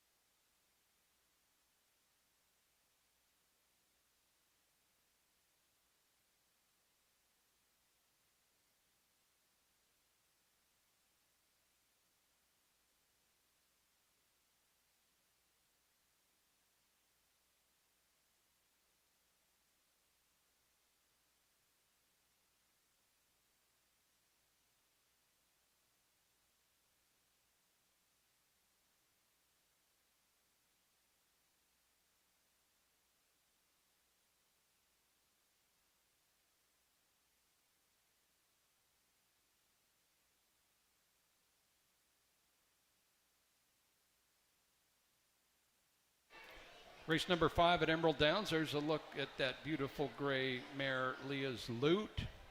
And she's currently 5-2. She broke her maiden in June. She's only had the one start against winners. So, yeah, often the second race against winners is a time of improvement. She's in that mode. Silvio Amador for George Rosales. Field of 7 to kick off this 50-cent pick 5. Let's head up to Tom for his selection. Tom's going good today. 3 winners in the first 4 races. Joe, I calculate I need to have 24,000 more to catch up to you on payout. Well, okay, that's doable. That might not happen this year. Anyway, this 5th race, I go for a little bit of a long shot angle here. Currently at 5-1, number 1, River Elation. Kevin Krieger has the assignment here for River Elation, who drops in class here, grabs the rail for a plus. And this one trained by Tim McCann, who's had a terrific season here. River Elation, possible upset here. Run on Ohm is the second selection for me. This one also fits very well here. Shined better at this level in the last outing. And Oh My Braun, number 4, rounds out my top 3. Had a stellar maiden win around 2 turns and shortens up here. But right now you mentioned the 3, Leah's Loot, co-favored on the board with number 7, Run On Ohm. They're both at 5-2. I go 1, 7, and 4 here in the 5th. Okay, River Elation dropping in class and going route to sprint for Tim McCann. John Lindley. I'm going to try number 4, Oh My Ron. She had plenty of chances sprinting and couldn't win. She did win routing, as Tom mentioned and we talked about earlier. But her 2 sprint races for maiden 5 were actually pretty good efforts, and I like that nice stalking style. I think her stablemate will be aggressively ridden. She'll kind of get that stalking trip like the horse in the last race, and we'll see if she can get her second lifetime win. I could see it. Oh My Braun for John Lindley, number 4. Okay, I'm going to go a third direction. Number 7, Run On Ohm, who broke her maiden from a little bit off the pace in the mud. Her first start against winners was up in class against Mimi Kai, and then she dropped, went off 20-1 and ran a good second a couple weeks ago. So she can pass horses. I think we could have some pace competition in here. I'll take the 7. John's on the 4, Tom's on the 1 in the 5th.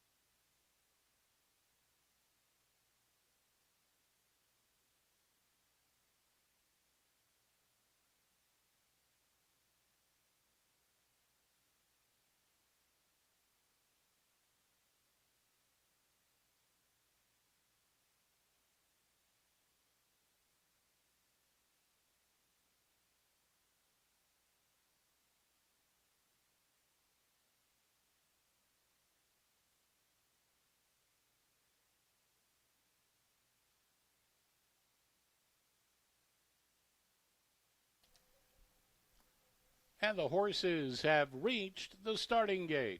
Post time for the 5th. 5th race, the Budweiser Purse at 5 1/2 furlongs. Secret Hottie settled away. Leah's Loot heads to the mark.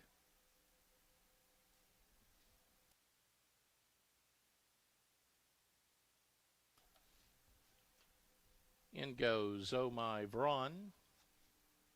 Obsidian Storm the next.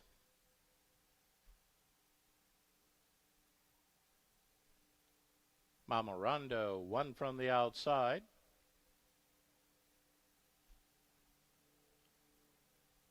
River Elation heads to the inside spot. Run On Ohm, last one. Now they're in.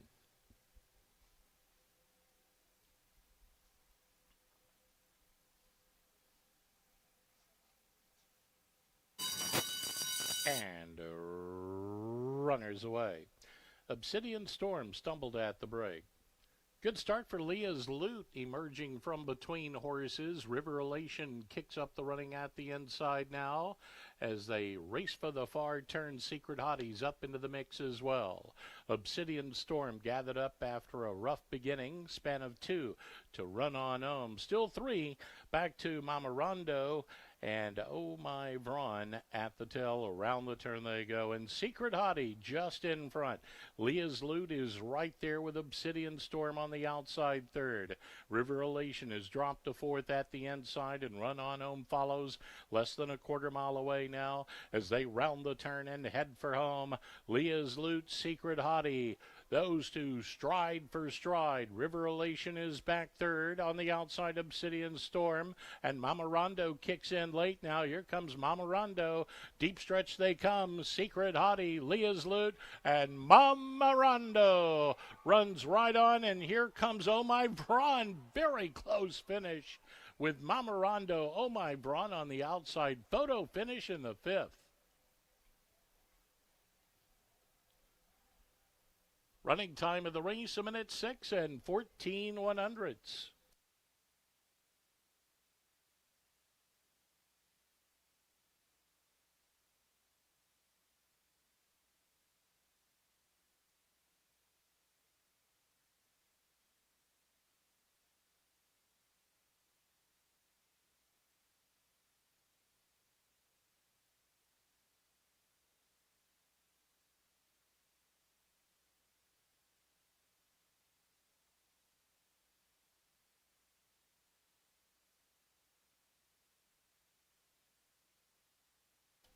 The photo shows number 4, Oh My Braun, up to win it.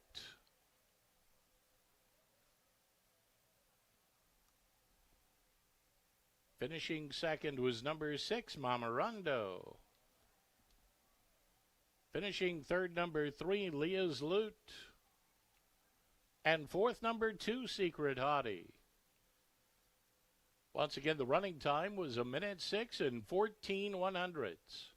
Fifth race today, the Budweiser Purse.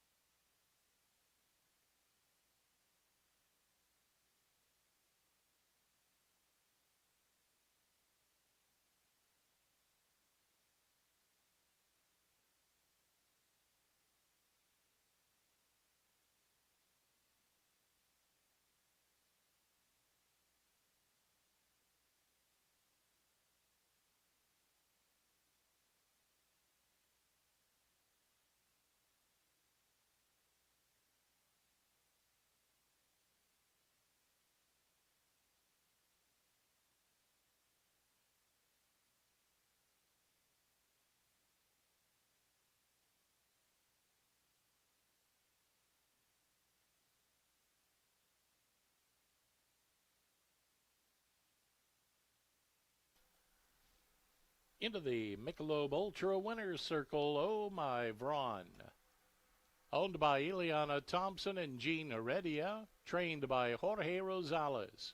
Riding double today for jockey Adrian Castellanos. Oh My Braun's a 4-year-old bay filly by Ohm from Vronsky's Zips Away. She was sired by Vronsky. Oh My Braun was bred in California by Harris Farms Incorporated, Mr. and Mrs. Donald Valprado. Results official.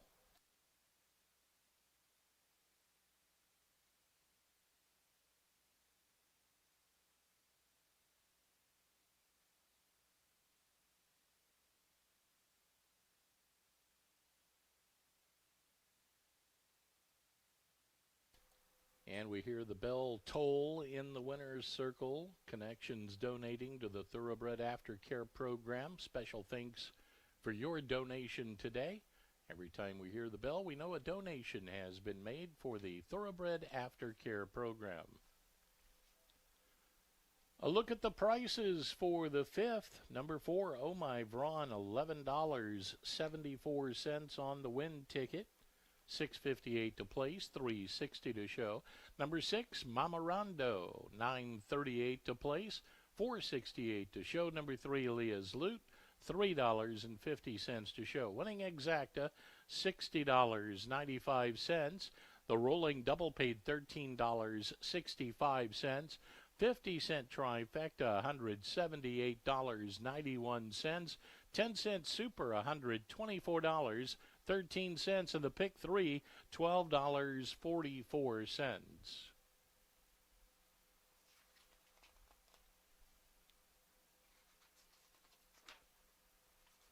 Coming up, the 6th race today, it's the neutral purse at 6 furlongs. Number 2, Go Downtown, will carry 1 pound over. Post time for the 6th race coming up at 4:24. 19 minutes until post time.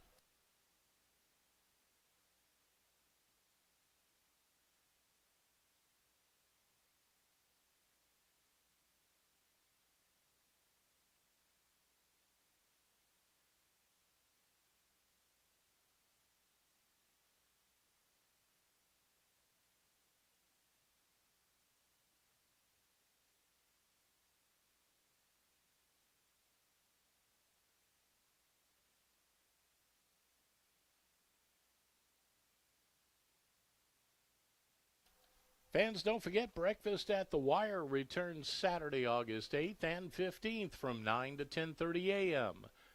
It'll be located near the Paddock Grill. Admission is free, plus you receive a free breakfast item. Don't miss the return of Breakfast at the Wire, Saturday, August 8th and Saturday, August 15th.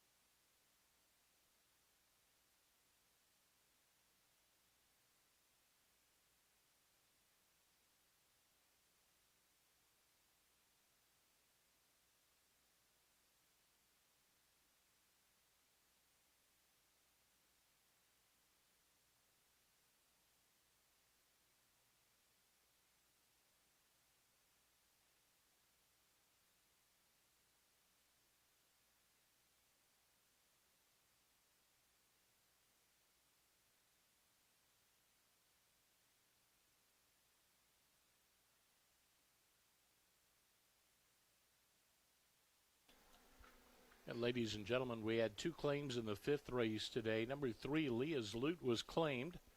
New owner and trainer Doug Carlson. Number 3, Leah's Loot, claimed out of the 5th. Number 7, Run On Home, was also claimed. The new owners, Michael Radovich and Howie Gibson. The new trainer, Howie Gibson. Number 7, Run On Home, claimed out of the 5th race.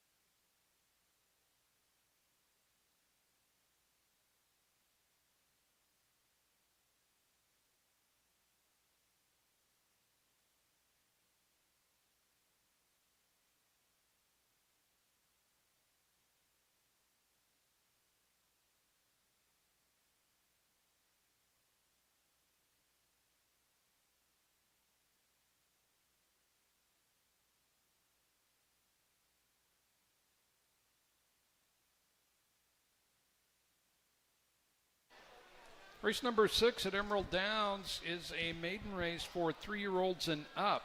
We do have 3 first-time starters in here, numbers 2, 4, and 5. Race number 6 starts our late pick 4. Race 6, 7, 8, and 9 today. Number 1 there is Raven Rendezvous, and he certainly looked to just get a chance to run with his field. He had a really rough trip there on July 26th just last weekend, so Alexis Silva Martinez has him right back in. Yeah, and as you mentioned, I think you can ignore that race. And the race before was a pretty good second off a long layoff, and even when he ran here last year, he showed decent tactical speed before getting tired. So has some excuses, drops in price, goes to the rail, you know, all those good things, and I could see a lot of people looking his way today. Raven Rendezvous, a Kentucky bred by More Spirit. Yeah, second to lead the charge on July 5th. Good race there, second of 8. And in for a price for the first time at the Emerald Downs meeting. He's been in a couple maiden special weight races. Kevin Orozco up for it. Silva Martinez on the 1. Number 2 is one of the first-time starters, Go Downtown by Uptown Rhythm. And this is a Joe Toy runner, the sire, Uptown Rhythm by Speightstown. Twirling Candy mare who only raced once. Her previous foal is 1 for 10 at the races, so she has produced a winner. Go Downtown with Alex Anaya and Joe Toy with a first-time starter here. This is a 3-year-old. He doesn't have too many juvenile first-timers. No, I mean, this horse has a couple nice gate works, 46 and 2, 35 and 4, and then a 47 and 2 in between that. He has won with a 3 and up first-time starter. It was back in 2021. He's won with two-year-old first-time starters, but overall, you know, he started several of them. But the fact that the horse has these gate workouts and is kind of bred to have some early speed is always a positive, and it has a rider that he's pretty aggressive out of the gate, so I wouldn't be surprised at all if we saw this horse show early speed. Yeah, best of 10 at the half-mile distance just last Saturday here at Emerald Downs. Go Downtown, career debut coming up. Number 3 is Cosmic Brownie, and a contender as he did run. It's been almost 2 months, but it was a strong third in a maiden 25,000. He's kind of on an improving mode, and also Joe Toy has him. Yeah, you look at him, and he broke sharply last time, as you mentioned, and showed speed and held on for a close third at 8-1. Now, as you also mentioned, it's been a couple months, but this barn has done okay with those short type of layoffs in the past, and they tend to have them ready off a couple short works. You look at it, and you're like a little questionable, but they've pulled this off in the past and won, and you know, he is by Run Happy, who's turned out to be a pretty decent sire here and there, and Sure. got good early speed. So you got to respect them, and it's kind of fun to see Run Happy horses do it. We didn't get the Derby winner that Mark Latt had, but maybe we'll see some more. Yeah. Cosmic Brownie with Silvio Amador returning to ride. There he is. Kentucky bred 3-year-old. 3-year-olds and up here. Several 3-year-olds, including number 4, Dewey Lake, who's by Conveyance. And Conveyance has had a great season with first-time starter winners. And Windy Point was a stakes winner. She also won her career debut. So you've got some good Washington family on the female side here. Yeah, you look at this horse's work pattern, and it's kind of spotty. Had a good 34-2 work in May, then didn't work for a month, and then has a 35-3 in between some slow works. Now, you'll like this. Since Emerald has opened, this barn has never won with a 3-year-old and up first-time starter. They have won one time with a 2-year-old first-time starter. So, you know, it could happen, but we'll see if they can break that trend Okay, here. well, got Conveyance on your side this year is pretty good place to be with first-time starters. There's the 4, Dewey Lake. Alyssa Morales up. Number 5 is also by Conveyance, also a first-time starter, also a 3-year-old out of Bikini Beach. And Bikini Beach has produced a winner from 2 previous runners. Harbor the Gold Mare, Dan Markle. Yeah, couple nice gate works, including 111-1. But you got to go back several years before this barn won with the first-time starter. But as you mentioned, that mom was pretty nice. There's the 5. So 3 first-time starters, all 3-year-olds. Haka is a deep closer, but he has been finishing strongly for trainer Howard Belvoir. Frank Alvarado is back aboard, the son of Attaboy Roy. Star Travel has faced many of the top maiden races here. He might be the step quickest early here. He hasn't been able to stick around, but maybe this scenario today where if he can get loose on the lead and relax a little, he can get the job done. Vince Gibson trainee with Adrian Castellanos. And Tiz Dynamic on the outside. There went the number 8, Kevin Krieger for DJ McVia. Really good third behind Charlie Neal and Midnight Tiger last time out. On the track for the 6th.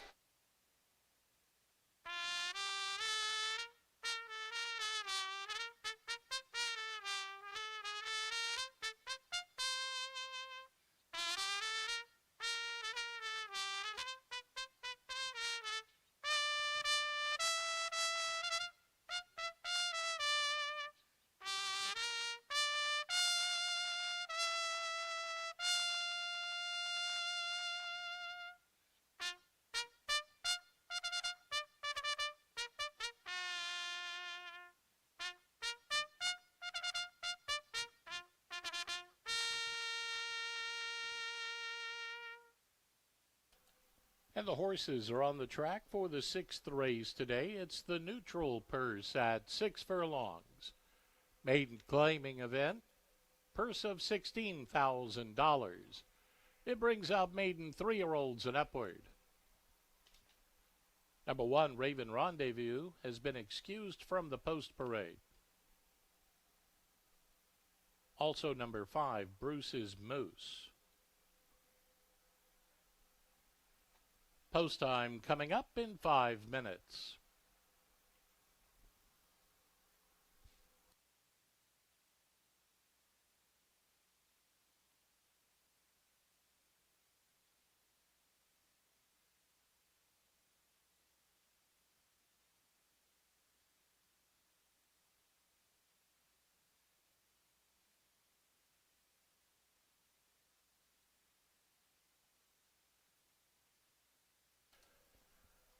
Now on the track, number 5, Bruce's Moose.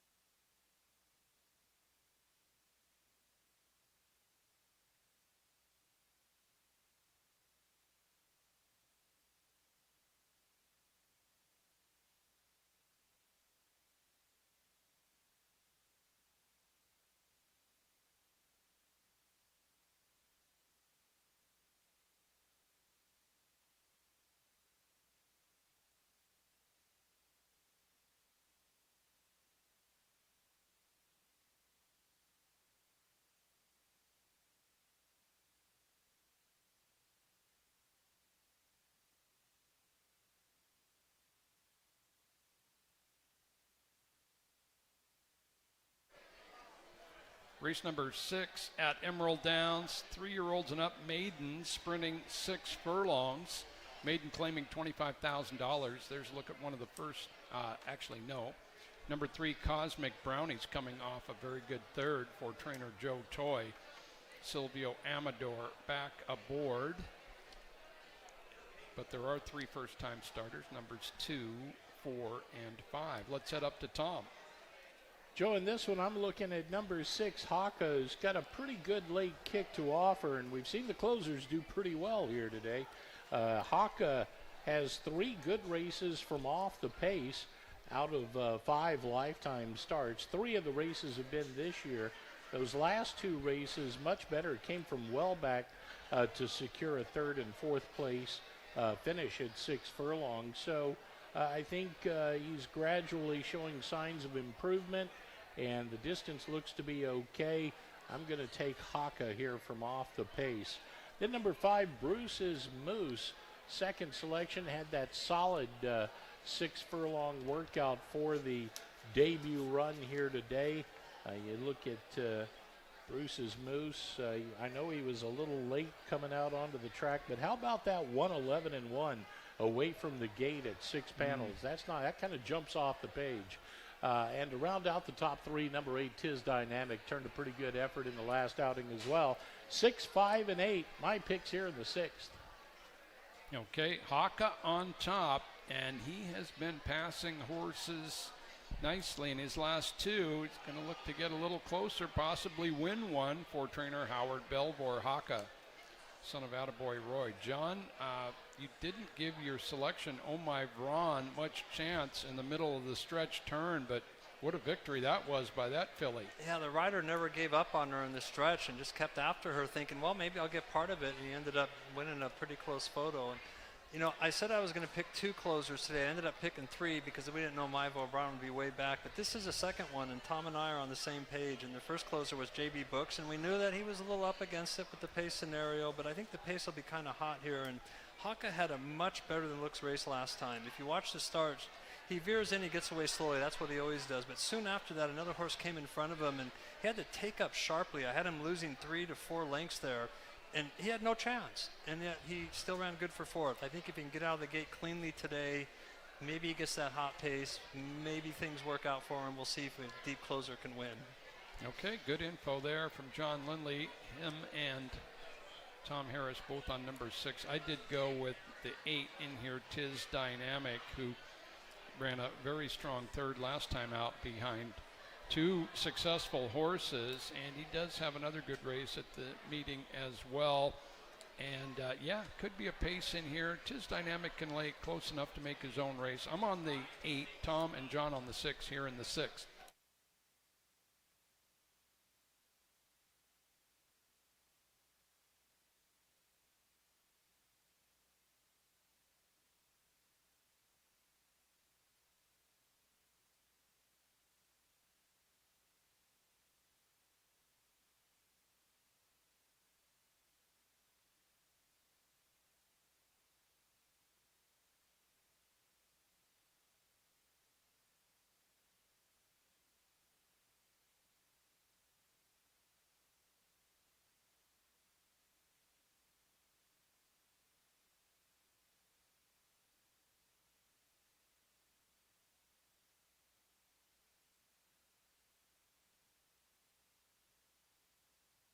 And the horses have reached the starting gate. Post time for the 6th.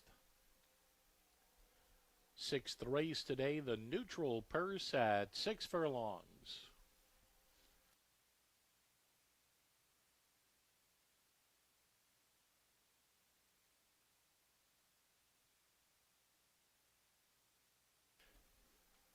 And the field set to load now for the 6th.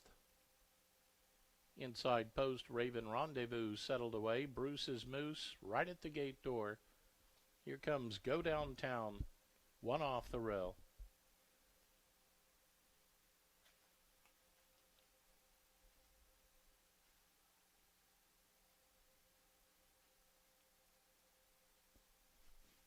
Haka standing by, 2 from the outside.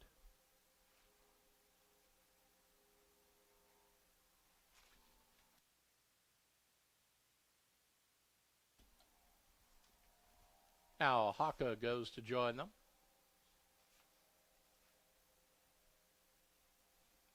Dewey Lake to post 4. Star Travel standing by, 1 from the outside.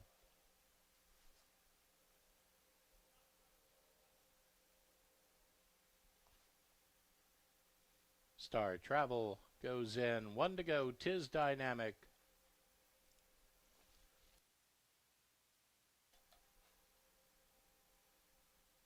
Cosmic Brownie still back of the gate there. Now going up, Cosmic Brownie. Now they're all to the line. All in.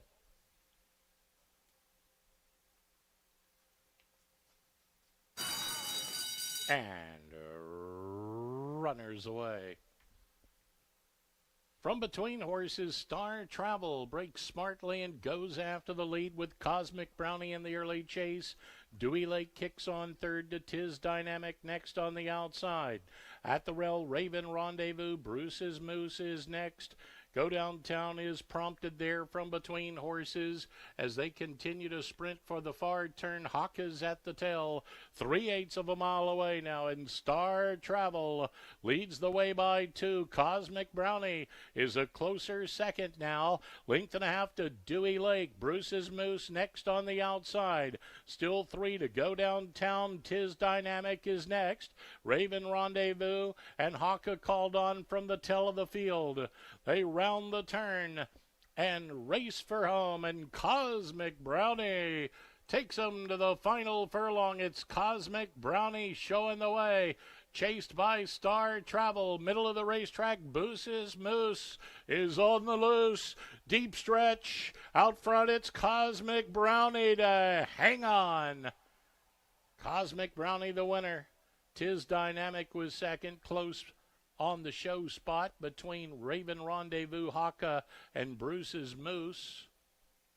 Star Travel back third last to Dewey Lake and Go Downtown. Running time, 1:11 and 18/100ths.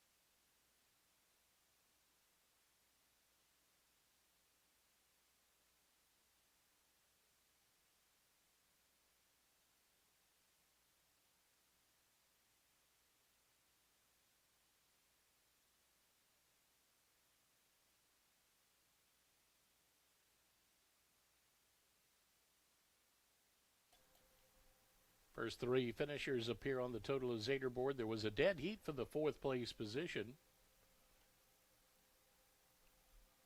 Winner number 3, Cosmic Brownie. Finishing second, number 8, Tiz Dynamic. Third, number 5, Bruce's Moose. Dead heat for 4th between number 1, Raven Rendezvous, and 6, Haka. Dead heat for 4th. 6th race today, the neutral purse. Running time, 1:11 and 18/100ths.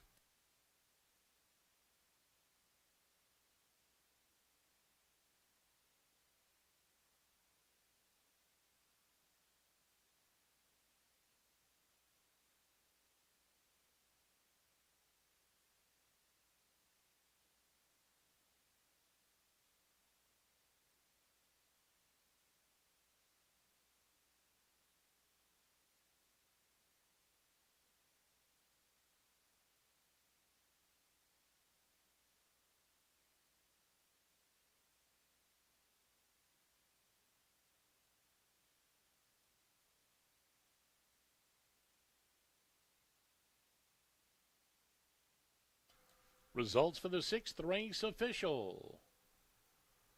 The official winner, number 3, Cosmic Brownie.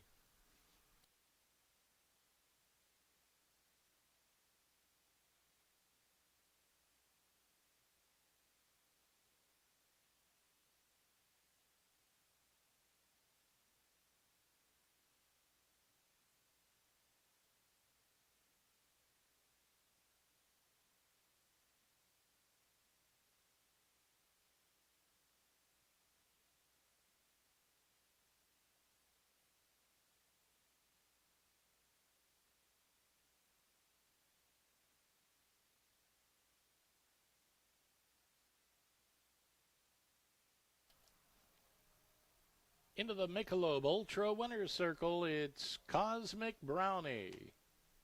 Owned by Terra Firma Farm and Sarah Edwards, trained by Joe Toy. That's a riding double for jockey Silvio Amador.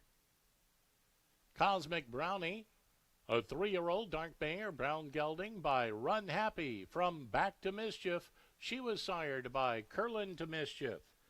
Bred in Kentucky by Sarah Edwards.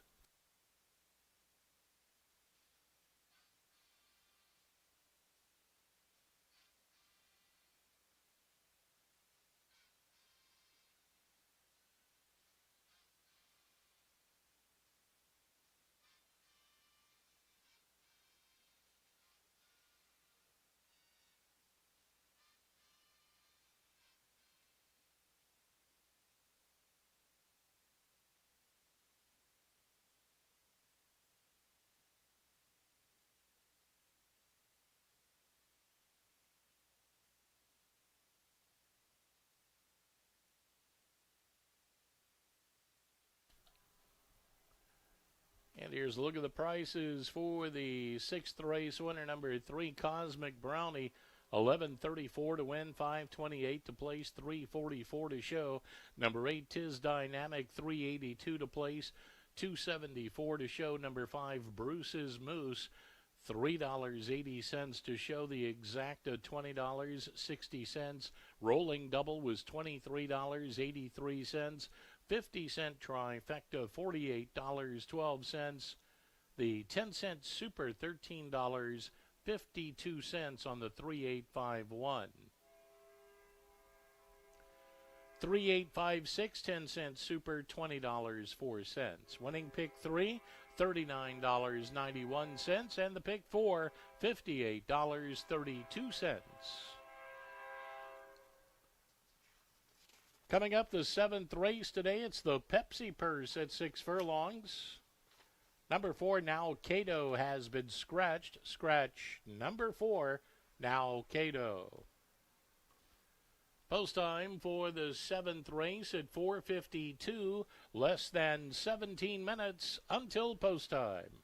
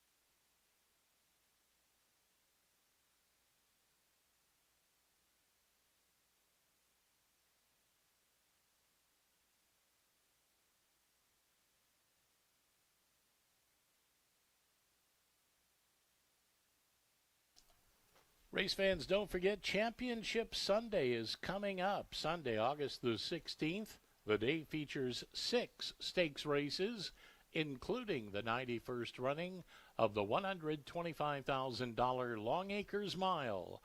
Post time is 1:50. Be sure to get your tickets today at EmeraldDowns.com.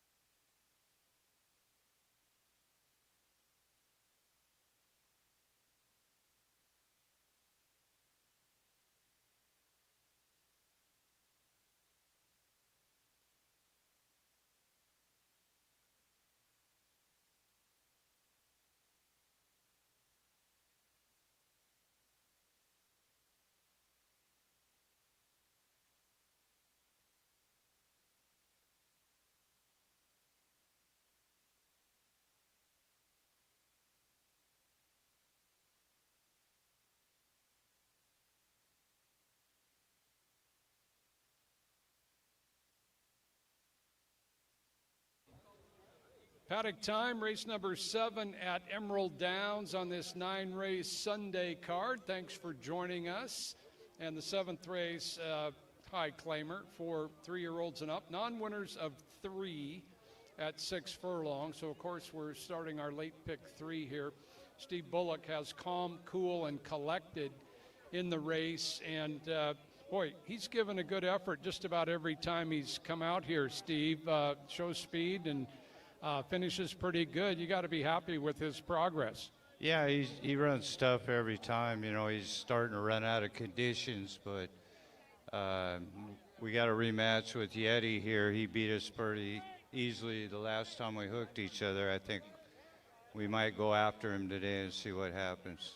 Yeah, you've got Silvio Amador, leading rider aboard, and Silvio has ridden him, and so you don't probably have to tell him too much. You got the post position to have options early, of course. Yeah, I'd much rather be on the outside. You can dictate what you're doing, and like I say, we let that horse get away from us last time. We're going to try to lay a little closer this time.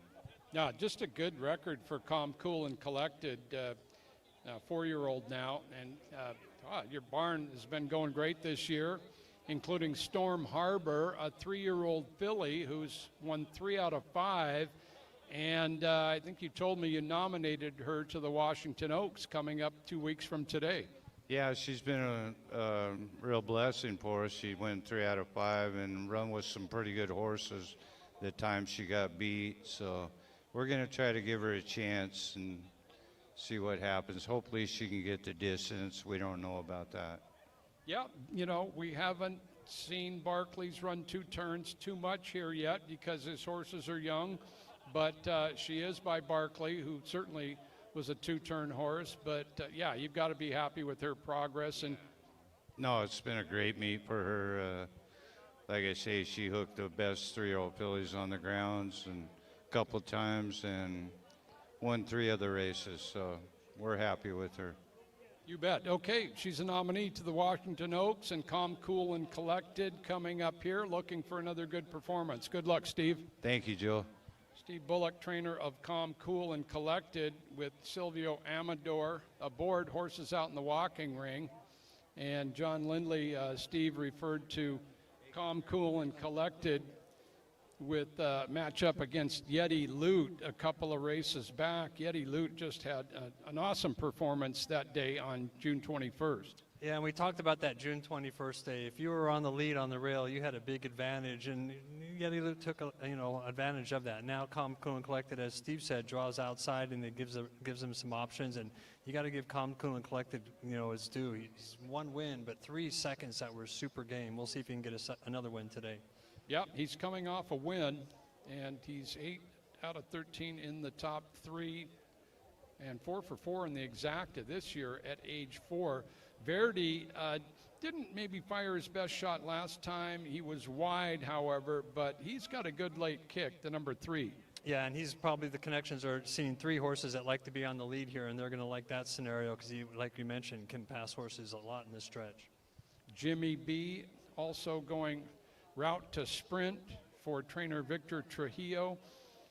And Sweet Stefan's going to lead him out to the track, as he is 1 for 1 at the meeting, a son of Richard's kid. On the track for the Pepsi Purse.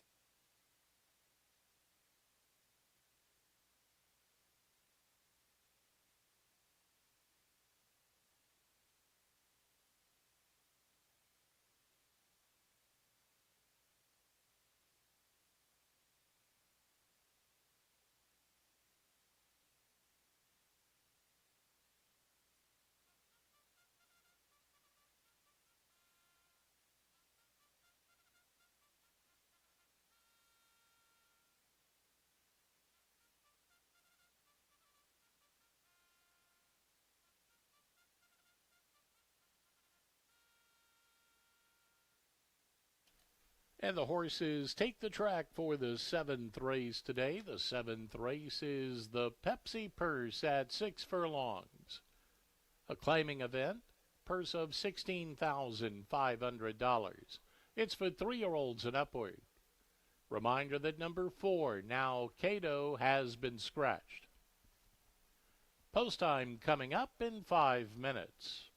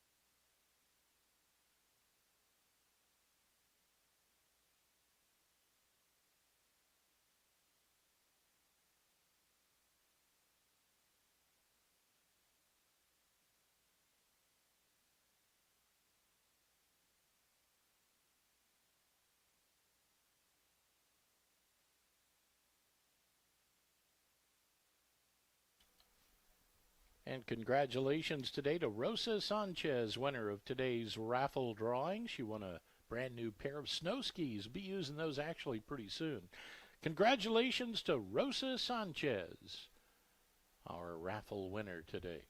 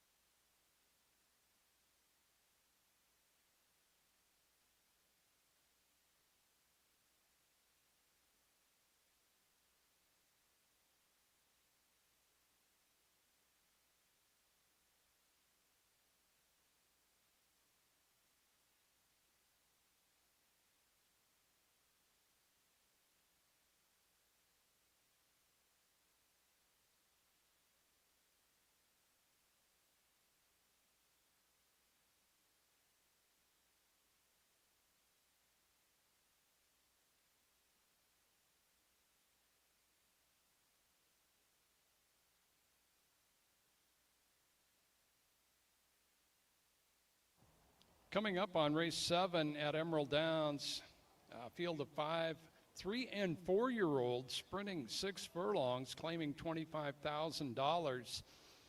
And horses out warming up, scratch the 4. This is the start of the late pick 3. Let's head up to track announcer Tom Harris. Well, Joe, I'm going to go to the 2 here, Yeti Loot. Yeti Loot is currently 2-1 on the board, second favorite. Number 6, Calm, Cool, and Collected is getting a lot of attention at 9-5. Yeti Loot, though, really never got into the race last time out. I think he's capable of a whole lot more. Maybe we'll see it today. Kevin Krieger has the call for Yeti Loot number 2. And Calm, Cool, Collected, my second selection here, just a big threat off the last one. Certainly figures to be a top rival in this race. I'll use him second. I think the race comes down to those two. Birdie could be an upset possibility here. Birdie looms a late thread in this one. Won last time at this distance and level. So keep your eye on Birdie in the late stages. 2, 6, and 3, my picks here in the 7th. 2 on top, Yeti Loot, just a couple back. Best performance of his career. How do you see it, John?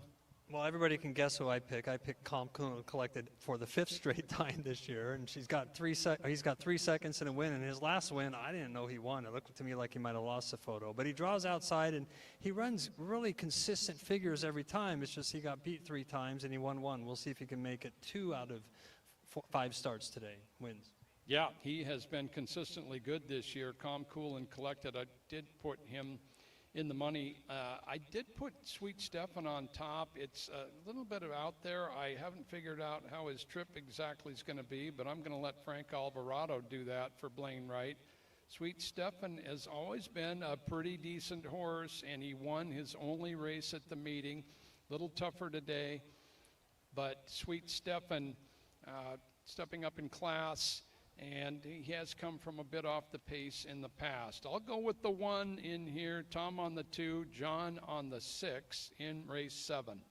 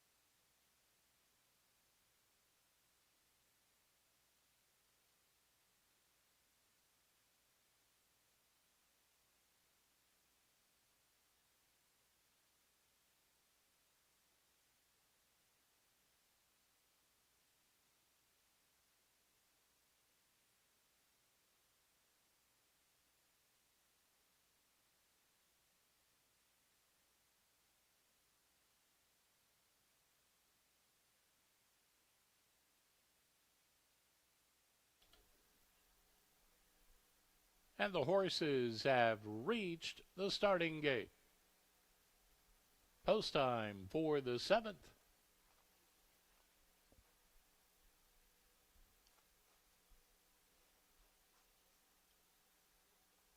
Field set to load for the 7th race, the Pepsi Purse at 6 furlongs.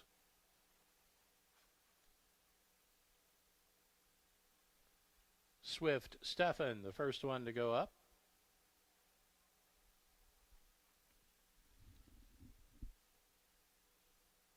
Out comes Yeti Loot.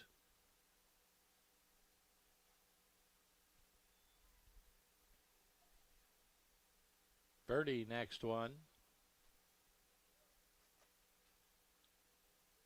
Jimmy B second last. Now Calm, Cool, and Collected on the outside.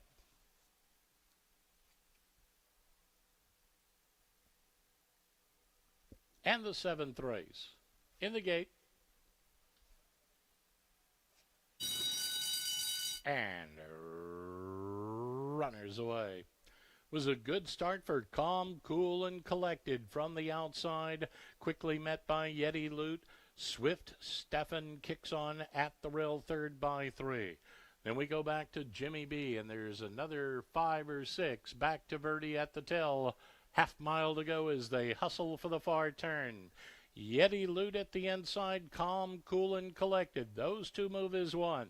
Swift Stefan's holding third by a length and a half. Jimmy B racing next in fourth along the outside. And Verdi. Around the turn they go. Yeti Loot, the inside, let out a notch, leads it by a head. Calm, Cool, and Collected is right there, though, and they're off the turn together. Back third is Swift Stefan, chasing along the outside, Jimmy B. And they've a furlong to go. There goes Calm, Cool, and Collected, who takes off. Now lead safe from Jimmy B, grandstand side. And here comes Verdi rolling late. The race to the wire is going to be Calm, Cool, and Collected with just enough to hold off Birdie, who rushed in there second. Jimmy B was third. Swift Stefan followed, and Yeti Loot. Running time 1:09 and 82 100ths.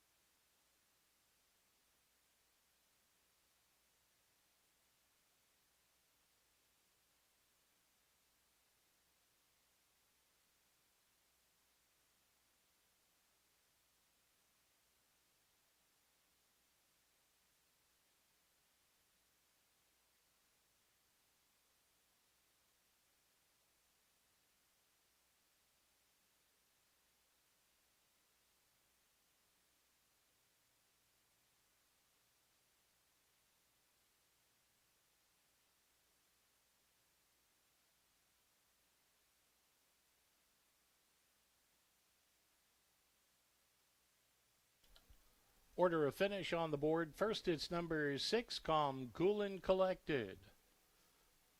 Second was number 3, Verdi. Third came number 5, Jimmy B. And fourth, number 1, Swift Stefan. Running time a quick 1:09 and 82 100 seconds. Seventh race today, the Pepsi Purse. Results are official. The official winner, Calm, Cool, and Collected.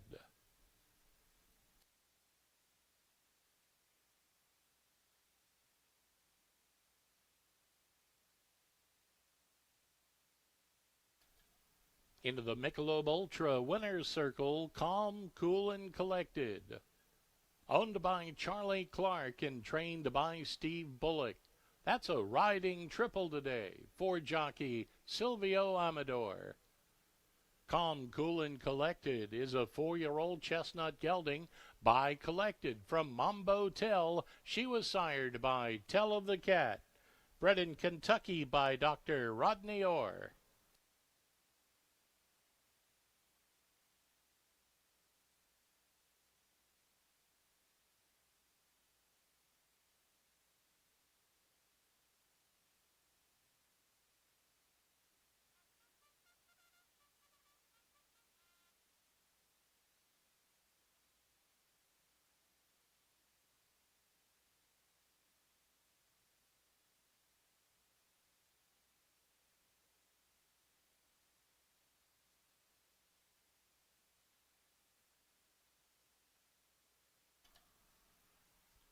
Here's a look at the prices for the 7th race. Number 6, Calm, Cool, and Collected, $5.36 to win, $2.92 to place, $2.20 to show. Number 3, Verdi, the runner-up, $3.90 to place, $2.50 to show. Number 5, Jimmy B, $2.46 on the show ticket. Winning exacta, $8.03. Rolling double, $15.60. 50-cent trifecta, $8.55. 10-cent super, $3.26. The pick 3 worth $47.75.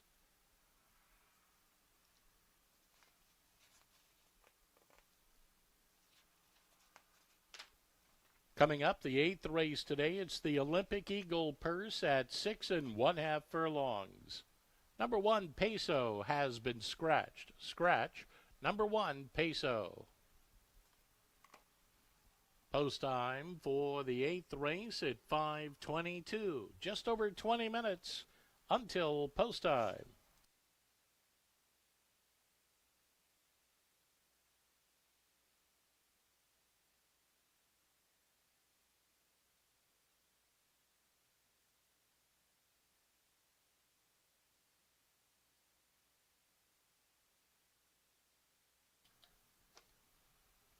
And race fans, even though Friday night racing is done for the season, it's not the end of Fab Friday fun. Starting Saturday, August the 8th, that's this coming Saturday, all your favorite Fab Friday specials will move to Super Saturday, including free admission with your Fab Friday Hawaiian shirt and the $1,000 horseshoe toss. Don't miss it. Super Saturday starts this coming Saturday, August the 8th.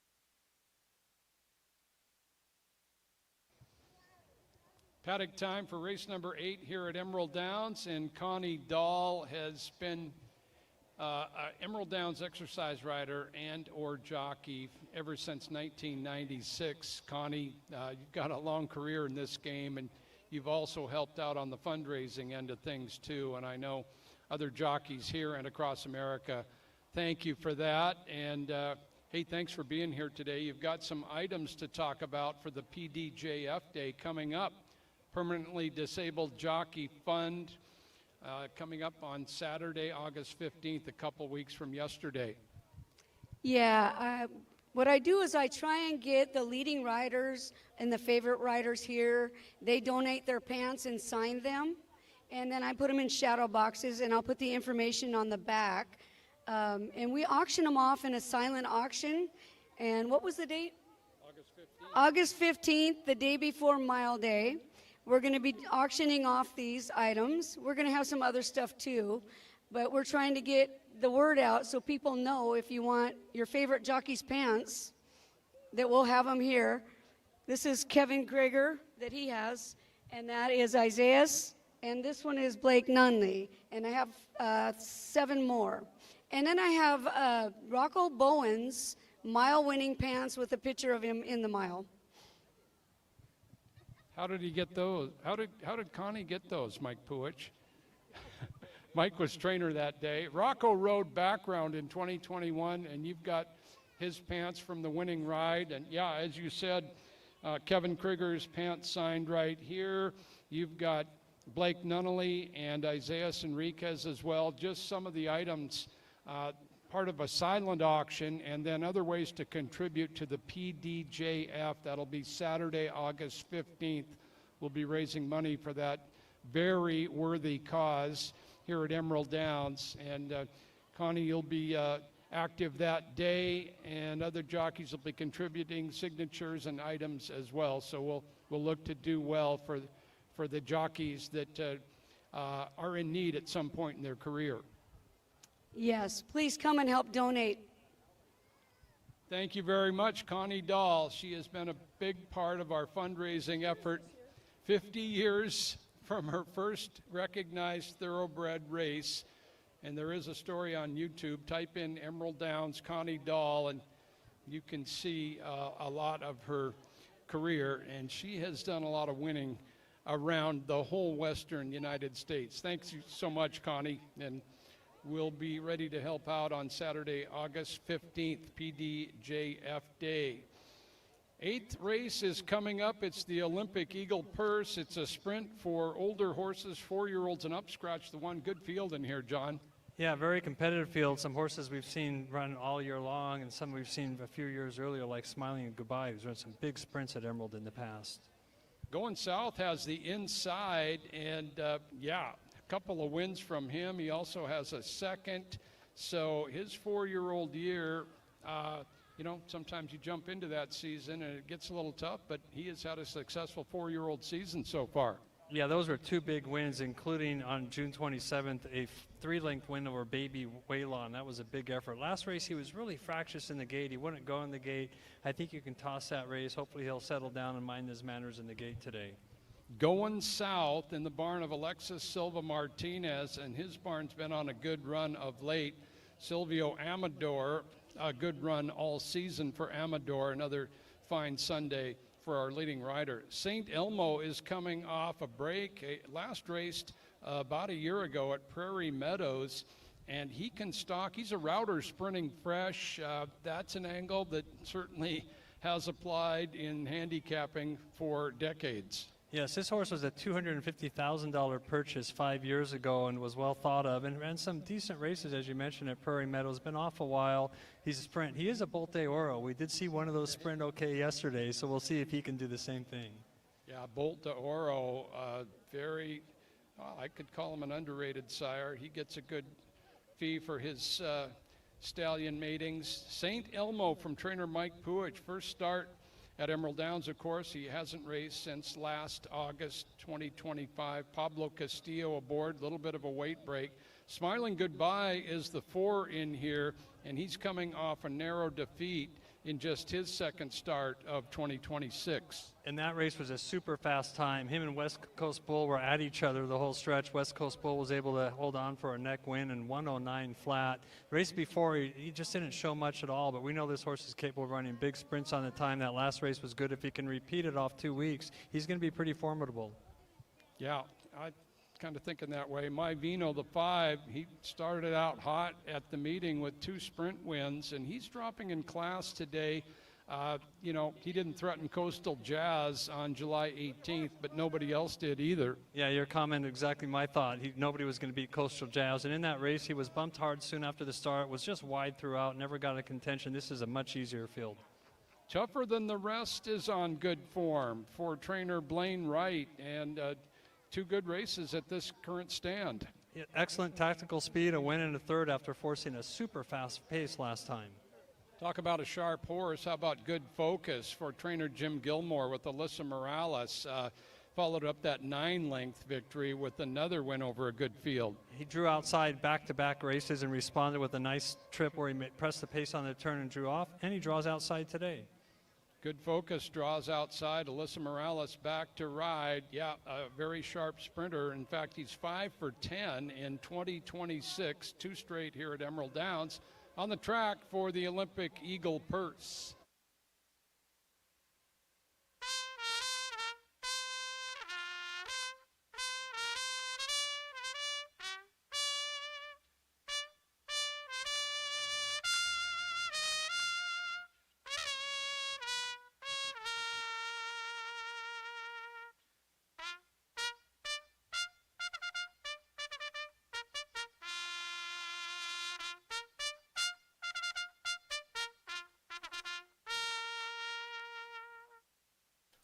And the horses are on the track for the 8th race today. The 8th race is the Olympic Eagle Purse, a distance of 6 1/2 furlongs. It's a claiming event, purse of $18,000 for 3-year-olds and upward. Reminder that number 1 Peso has been scratched. Post time coming up in 5 minutes.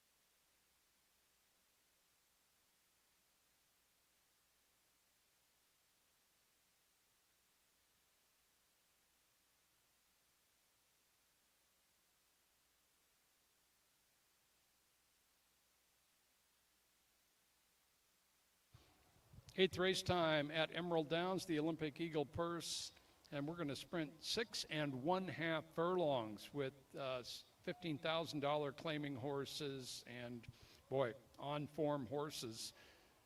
Many choices in this 8th race. The start of our late double here on Sunday.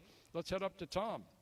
Hey, you're right, Joe. This is a pretty attractive group here in this 8th race. I'm going to give the edge to number 2, Going South. Silvio Amador's won 3 so far today. He has the call here. Going South, a pretty hardy sort. And Silvio's had good success with this horse as well. You know, you take a look at the recent form here at Emerald Downs this year. He has had 4 starts on the meet. He's won 2 of them. The last race, I think you just toss aside. I think that was a pretty tough group that day. Coastal Jazz, you know, they threw a 1:15-3, but I think he just had an off day. Certainly deserves another look here. Going South for me, number 2, followed by the 3, St. Elmo, and number 6, Tougher Than the Rest, to round out my top 3. I go 2, 3, 6 here in the 8th. Going South from the inside post. Number 1 is out, scratch the 1. So Going South will have the inside part. And again, yeah, a successful season for him. John Lindley. Yeah, there are 4 horses here that appear to need the lead for their best. Going South, Smiling Goodbye, Tougher Than the Rest, and Good Focus. But Good Focus has shown an ability just to sit right off when he draws that outside post and make that big move into the turn. We'll see if he can keep his winning streak alive. Okay, John coming off a good selection with Calm, Cool, and Collected in race 7. Yeah, I didn't pick Good Focus on top. I'm kind of wondering why, because he is just sharp and it's got that good post. But I did go Smiling Goodbye, who had a nice second out improvement, of course, dropping in class. A little tougher today, but a good history from him. He's not a superior winner, but a lot of good efforts. I did go with the 4. Tom went with the 2. John, the 7 here in the 8th.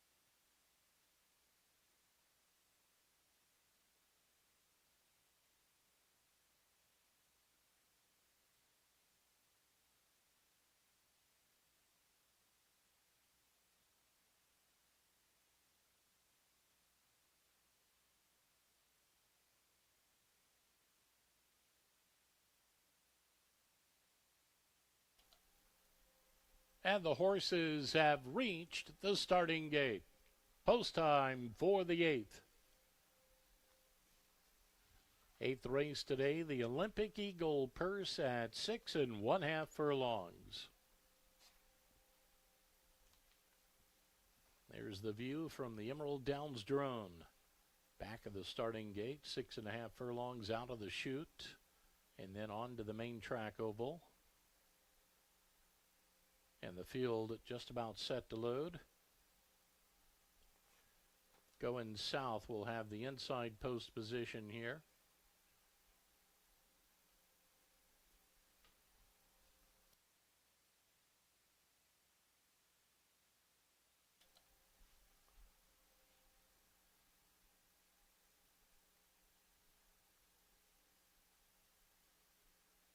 Up to the gate door and step by step closer to the mark going south.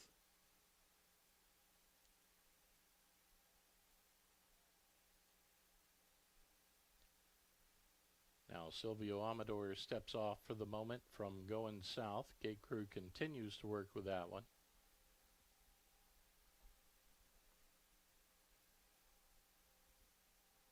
St. Elmo looks it over, now steps up. Jockey Silvio Amador will climb aboard number 2 going south in the gate. In goes Smiling Goodbye now, number 4. My Vino next one up. Tougher than the rest, one from the outside. Good Focus, last one. Now the Olympic Eagle Purse. All in. Little activity at the gate. Looks like going south was fractious.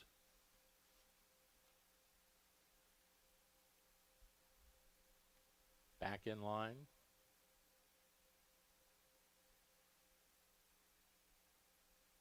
And looks like we'll still have to work here with number 2 going south. It's been backed out of the gate.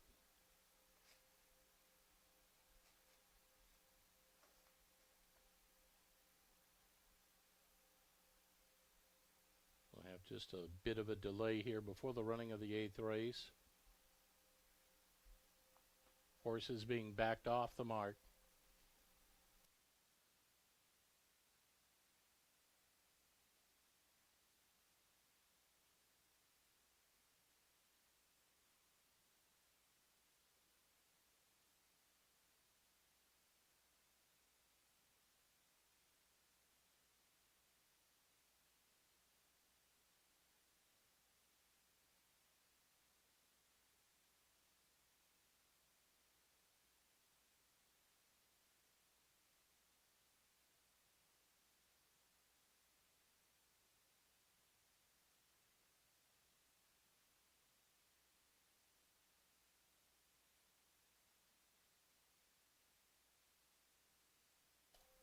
And ladies and gentlemen, your attention please upon the advice of the track veterinarian, and by order of the stewards, number 2, going south, has been scratched. Late scratch number 2 going south. From this, the 8th race. Win, place, and show wagers for number 2 going south may be refunded. And if you had number 2 going south, coupled in your rolling double with number 6 Calm, Cool, and Collected in the 7th race to number 2 going south in the 8th race, there will be a consolation payoff on those combinations. Also, if you had number 2 going south combined in your multi-race wagers, the other multi-race wagers, your selection will be automatically transferred to the post-time wagering favorite in this 8th race. Late scratch, number 2 going south's been withdrawn. Going south will be escorted off the track just as soon as he is clear of the track. We'll be back on target for the 8th race.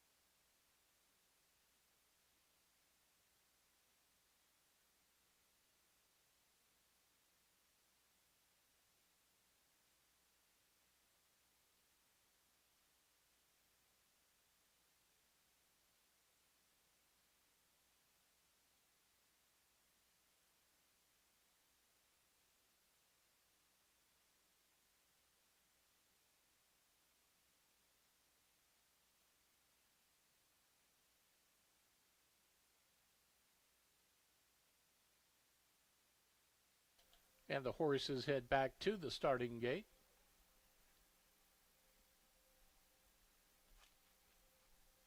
And going south now, departing the track. And all is clear now for the 8th race. Field set to load once again.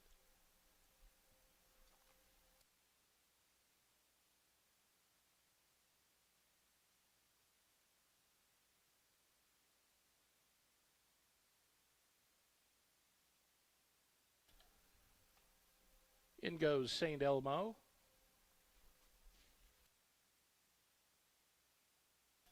Smiling Goodbye. Now comes My Vino. Tougher Than the Rest.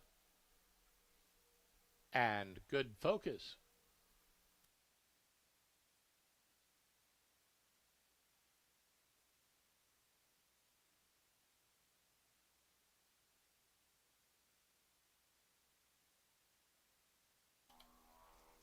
Good Focus steps in.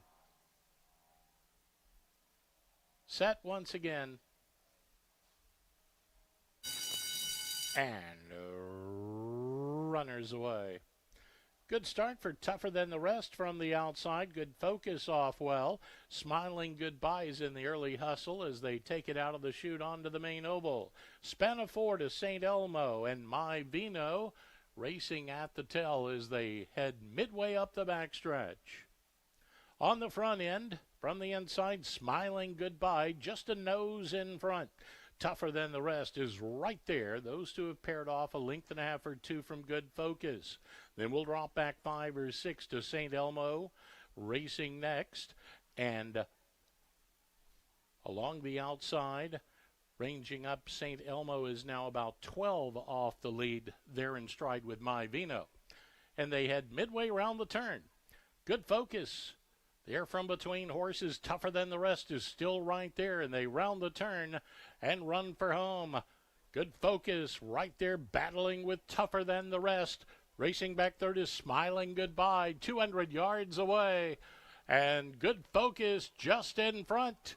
Tougher Than the Rest fights on at the inside. And Smiling Goodbye, but it's going to be Good Focus to win it. Close between Smiling Goodbye, Tougher Than the Rest. My Vino rolling back of that with St. Elmo. Time of the race was 1:16 and 36 1/100ths.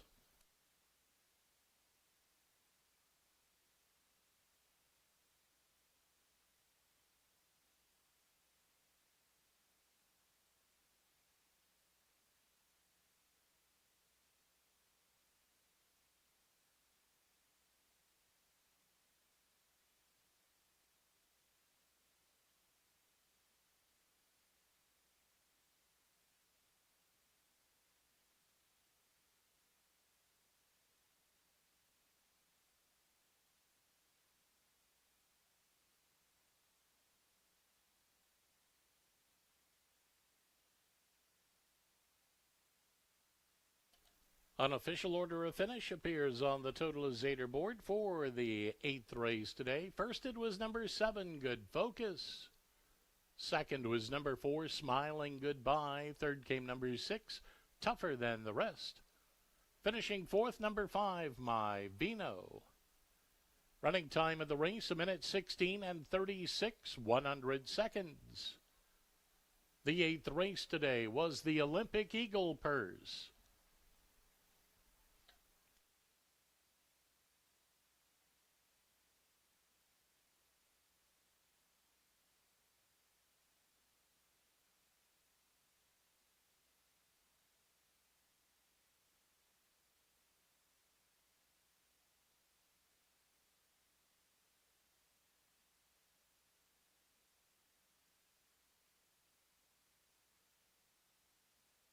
Results for the 8th race official. The official winner, Good Focus.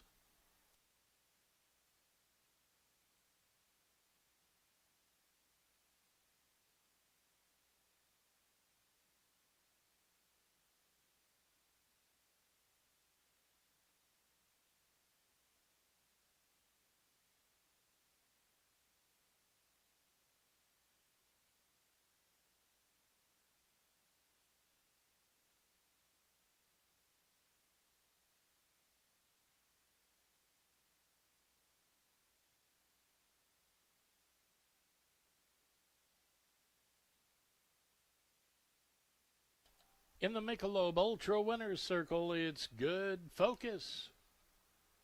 He's owned by Sue Gilmore, trained by Jim Gilmore. Alyssa Morales, the winning jockey. Good Focus, a 7-year-old dark mare, brown gelding, by Dialed In from Everything Good. She was sired by Giants Causeway. Bred in California by Paradox Stable.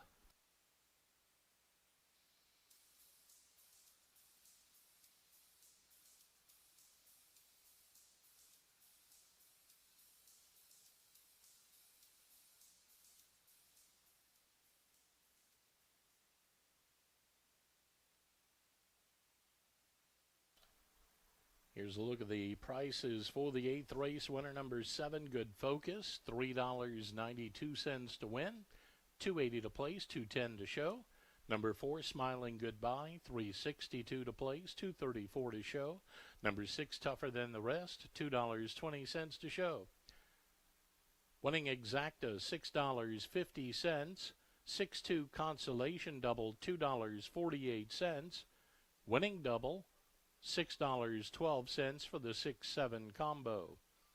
50-cent trifecta, $6.97. 10-cent super, $2.46. Winning pick 3, $14.37. Coming up, the 9th and final. It's the Copier's Northwest purse at 6 furlongs. Number 3, Fraser Landing, has been scratched. Scratch number 3, Fraser Landing. Number 7, Hey Sequoia, also scratched. Scratch number 7, Hey Sequoia. Post time for the 9th and final at 5:52. 15 minutes until post time.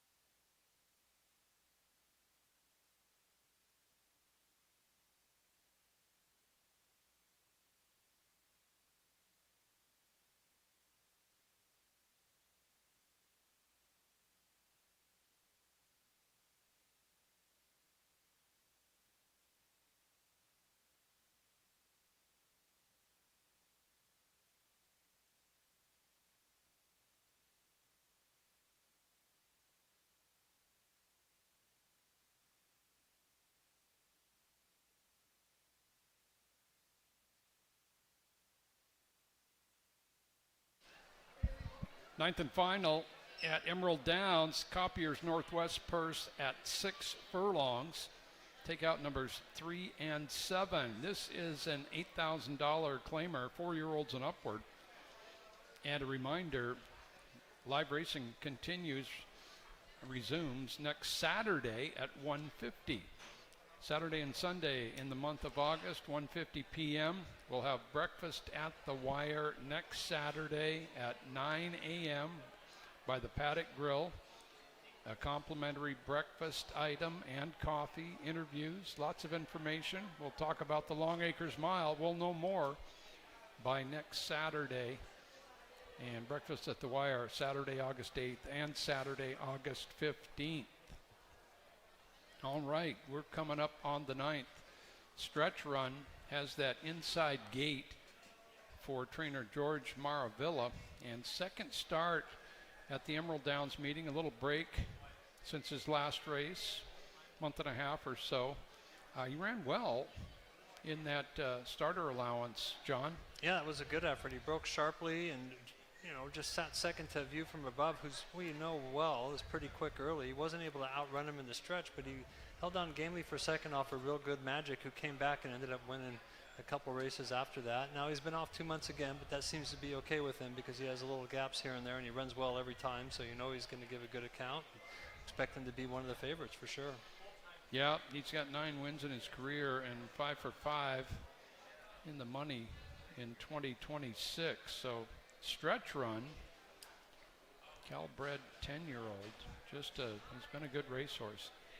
Number 2, DK's Crown. DK's Crown was in against some successful runners last time. Yeah, his last race, he had some trouble also. He broke a length slowly and was crowded at the start and was a little wide. And it was a second start off a long layoff because he'd been off from May of 25 to June of 26. And he ran an even third then. But you could argue, actually, even though he was 4th last time, he improved because the final time was way quicker, much tougher horse. We just saw Smiling Goodbye run a game second after being involved in a hot speed duel and then angling out and making a run at the end. I think this is a little easier company for him.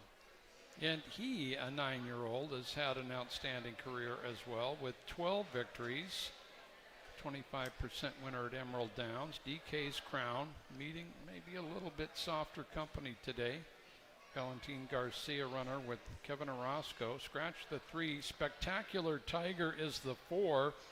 It's his second start at the current meeting. Did win a sprint in Phoenix way back in January, but he's dropping in class. Yeah, he lives up to his name, Spectacular Tiger, because when he's won by 8 lengths, 8 lengths, and 9 lengths. So, when he gets loose on the lead, he can be super dangerous. And he chased a rocket pace last time. I mean, they were flying early. He had a right to get tired in that race. I'm guessing if he breaks cleanly today, he's probably the quickest early. I wouldn't be surprised if maybe he'll be spectacular again. Okay, yeah, 2 of those big wins were at Emerald Downs last year. So second start since March for Spectacular Tiger. The Steve Fisher runner, Frank Alvarado. Upright is number 5 for Debbie Van Horn, and he's had a few starts at the meeting. Roll Dem Bones was on a roll. He wasn't too far away from him. He's in at every race. He just hasn't been able to win at Emerald in his 4 starts, but he runs good all the time, and he's, a horse you can count on for another good try. Boy, he's been doing that. Silvio Amador rides Draw the Fowls, the 6 with Alyssa Morales for Jim Gilmore. That combination just scored with good focus. Draw the Fowl runs here for the first time. He's a 10-time winner. Yeah, we haven't seen the Oregon horses do too well, but of all of them, I think this one might. He comes off a couple of big efforts, and he's run against Fantastic Day and Upright and been in contention with those horses, so we know he kind of fits at this level. And General Jimbo on the outside has a win at the meeting. He's up in class today. We're on the track for the 9th.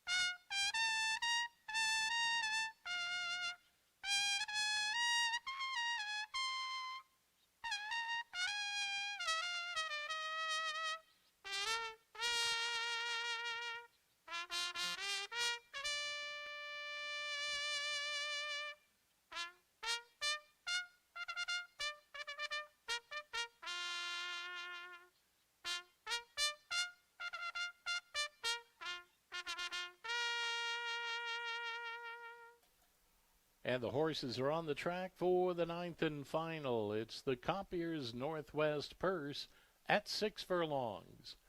Claiming event purse of $13,000 for 3-year-olds and upward. Reminder that number 3, Fraser Landing, has been scratched. Also scratched is number 7, Hey Sequoia. Post time coming up in less than 5 minutes.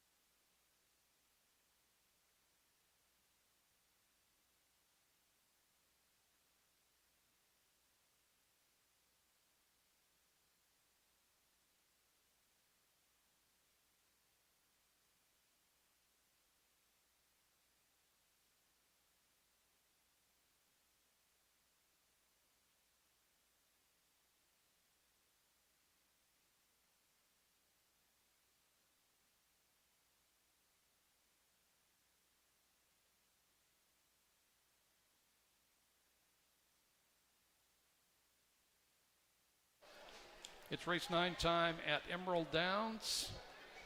And the Copier's Northwest Purse at 6 furlongs, 4-year-olds and upward. Scratch numbers 3 and 7. And another good competitive sprint on this Sunday card. Let's head up to Tom for one final selection. One more for the road, Joe. Here in this 9th and final, the Compier's Northwest Purse. I'll look to number 2, DK's Crown. Kevin Orozco will have the assignment here. Kevin looking to score, win 500. Maybe he can do it here with DK's Crown. DK's Crown been knocking at the door the first couple of starts on the season here. Has only had 2 starts on the meeting, but forwardly placed in both efforts at the 10,000 claiming level, and does drop down just a little bit from claiming 10 to 8,000. So I'll give him the edge here. Next we'll use number 5, Upright, second selection. Third selection, number 1, Stretch Run, who is the morning line favorite and currently an overlay at 4-1. 2, 5, and 1, my picks here in the 9th. 2 on top, that would be DK's Crown, the veteran campaigner in a tough spot last time out. This might be a little easier, and certainly 17 career victories. Not win shy. John Lindley, 4 wins today, John. Let's see if you can add to that. Hey, thank you. I think the one thing we've learned this weekend, that there are 2 things that are great at Emerald Downs. If you draw the 1 hole at a route, you're a positive. And if you draw outside with tactical speed and sprints, you do really well. And that selection the last few races has worked out really well for these horses that have good tactical speed on their outside draws. I'm going to go with a horse that's kind of outside. He's the 5 horse, number 5, Upright. As I mentioned, he's run really good in all 3 of his races. In fact, one race on July 3rd, Firework Night, he had significant trouble and still, persevered for 3rd. I know he hasn't won yet at Emerald, but I'm hoping he can get a nice stalking trip today. And as you mentioned to start, this is a very competitive field. You look at the board, and you're going to get paid if you can hit it. Okay, draw the foul warming up there. Alyssa Morales aboard. 1 of 6 in this race. This is the finale. Tom on the 2, John on the 5. I'm going to go 2 as well. DK's Crown. I thought his race off about a month away was a good effort on July 18th, and just a little softer company possibly. He can lay close enough to the pace to be effective. So Tom and I on the 2, John's on the 5 here in the 9th.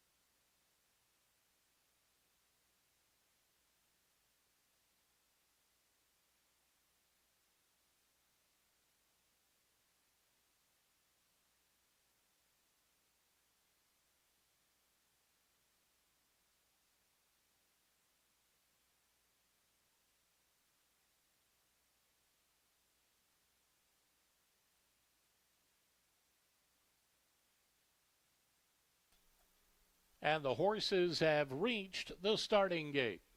Post time for the ninth. Ninth and final, the Copiers Northwest purse at 6 furlongs.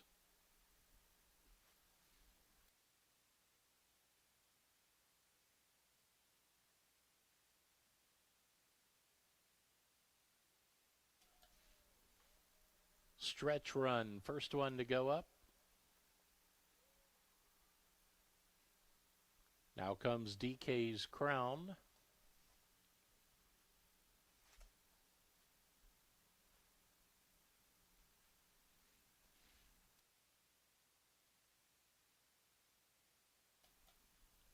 Upright, right at the gate doors, steps in. Draw the Foul. The gray son of Giants Causeway is settled in there. General Jimbo on the outside. It'll be Spectacular Tiger to get us underway. In the gate, trouble at the inside for Stretch Run. Stretch Run is reared in the gate.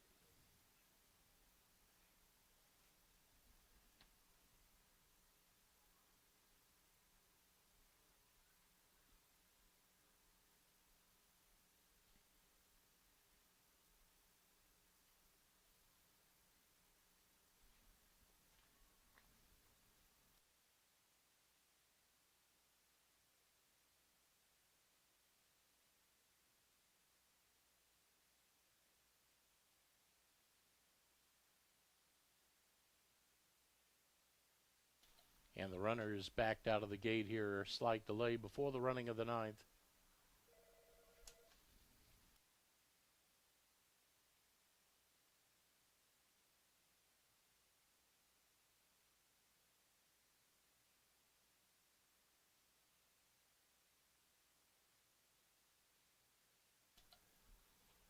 And ladies and gentlemen, your attention please upon the advice of the track veterinarian and by order of the stewards. Number 1, Stretch Run, has now been scratched. Scratch number 1, Stretch Run. Win, place, and show wagers may be refunded for number 1, Stretch Run. If you had that one coupled in your late double with number 7, Good Focus, in the 8th race to number 1, Stretch Run in the 9th race, there will be a consolation payoff on those combinations. And if you had number 1, Stretch Run, combined in your active multi-race wagers, your selection will be automatically transferred to the post-time wagering favorite here in this 9th race. Once again, number 1, Stretch Run, has been scratched out of it. Stretch Run being escorted off the track.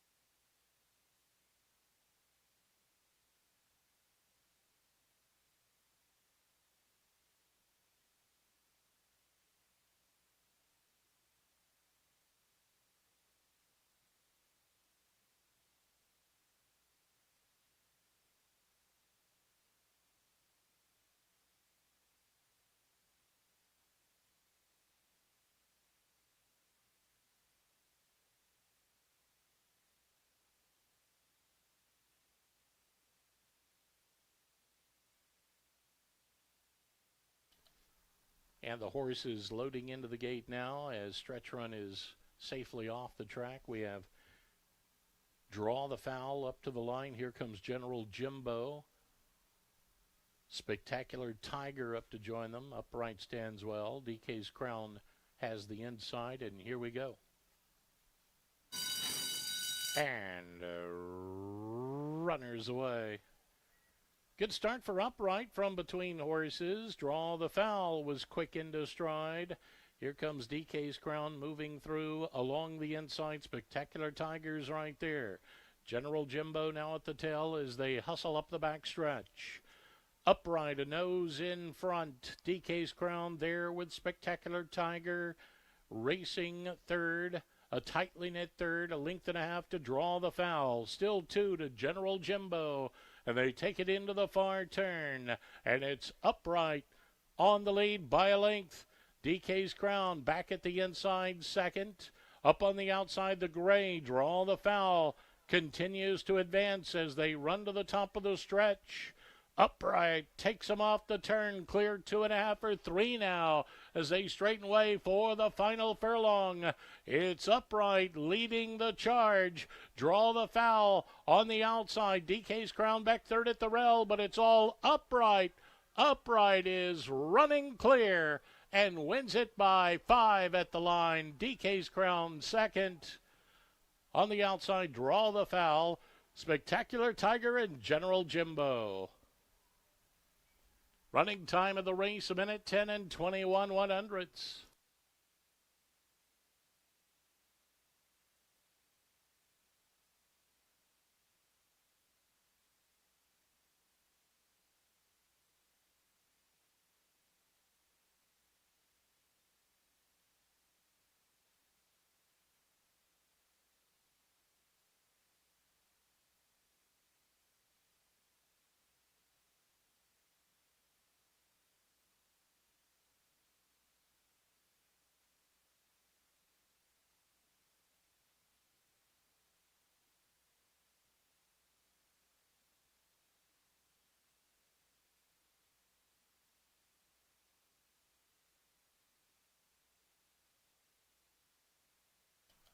Unofficial order of finish appears on the totalizator board for the 9th race, finishing first.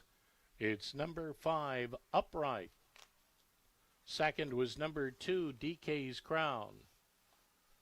Finishing third, number 6, Draw the Foul. And fourth, number 4, Spectacular Tiger. Finishing fifth for the Pentafecto was number 8, General Jimbo. Running time of the race, 1 minute 10 and 21 100 seconds. The 9th race was the Copiers Northwest Purse.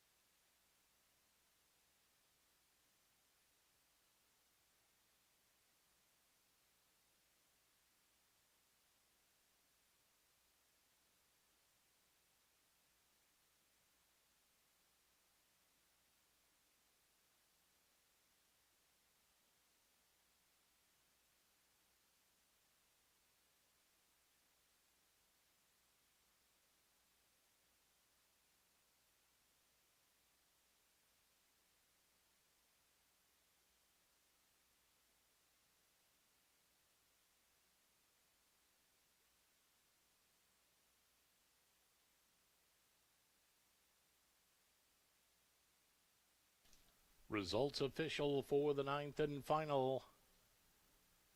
To the Michelob Ultra Winners Circle will come Upright. Upright is owned by Debbie Van Horn and trained by the owner. That's 4 wins today for jockey Silvio Amador. Upright's a 7-year-old chestnut gelding by Lemon Drop Kid. From Sally's memory, she was sired by Holy Bull.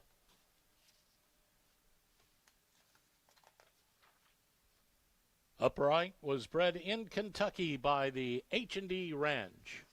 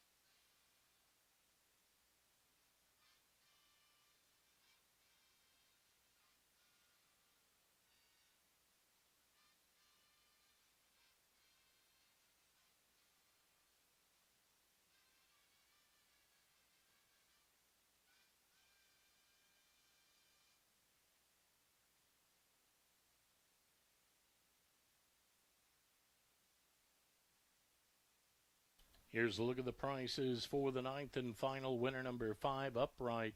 $5.62 to win, $3 to place, $2.18 to show. Number 2, DK's Crown, $2.96 to place, $2.16 to show. Number 6, Draw the Foul, $2.70 to show. Winning Exacta, $6.92. Consolation double 7 and 1 returns $1.93. The winning late double 7 and 5, $8.06. 50-cent trifecta, $11. 17 cents, 10-cent super, $2.92. The Pentafecta 5, 2, 6, 4, and 8, worth $13.94. The pick 3, $5.38 for the late pick 3.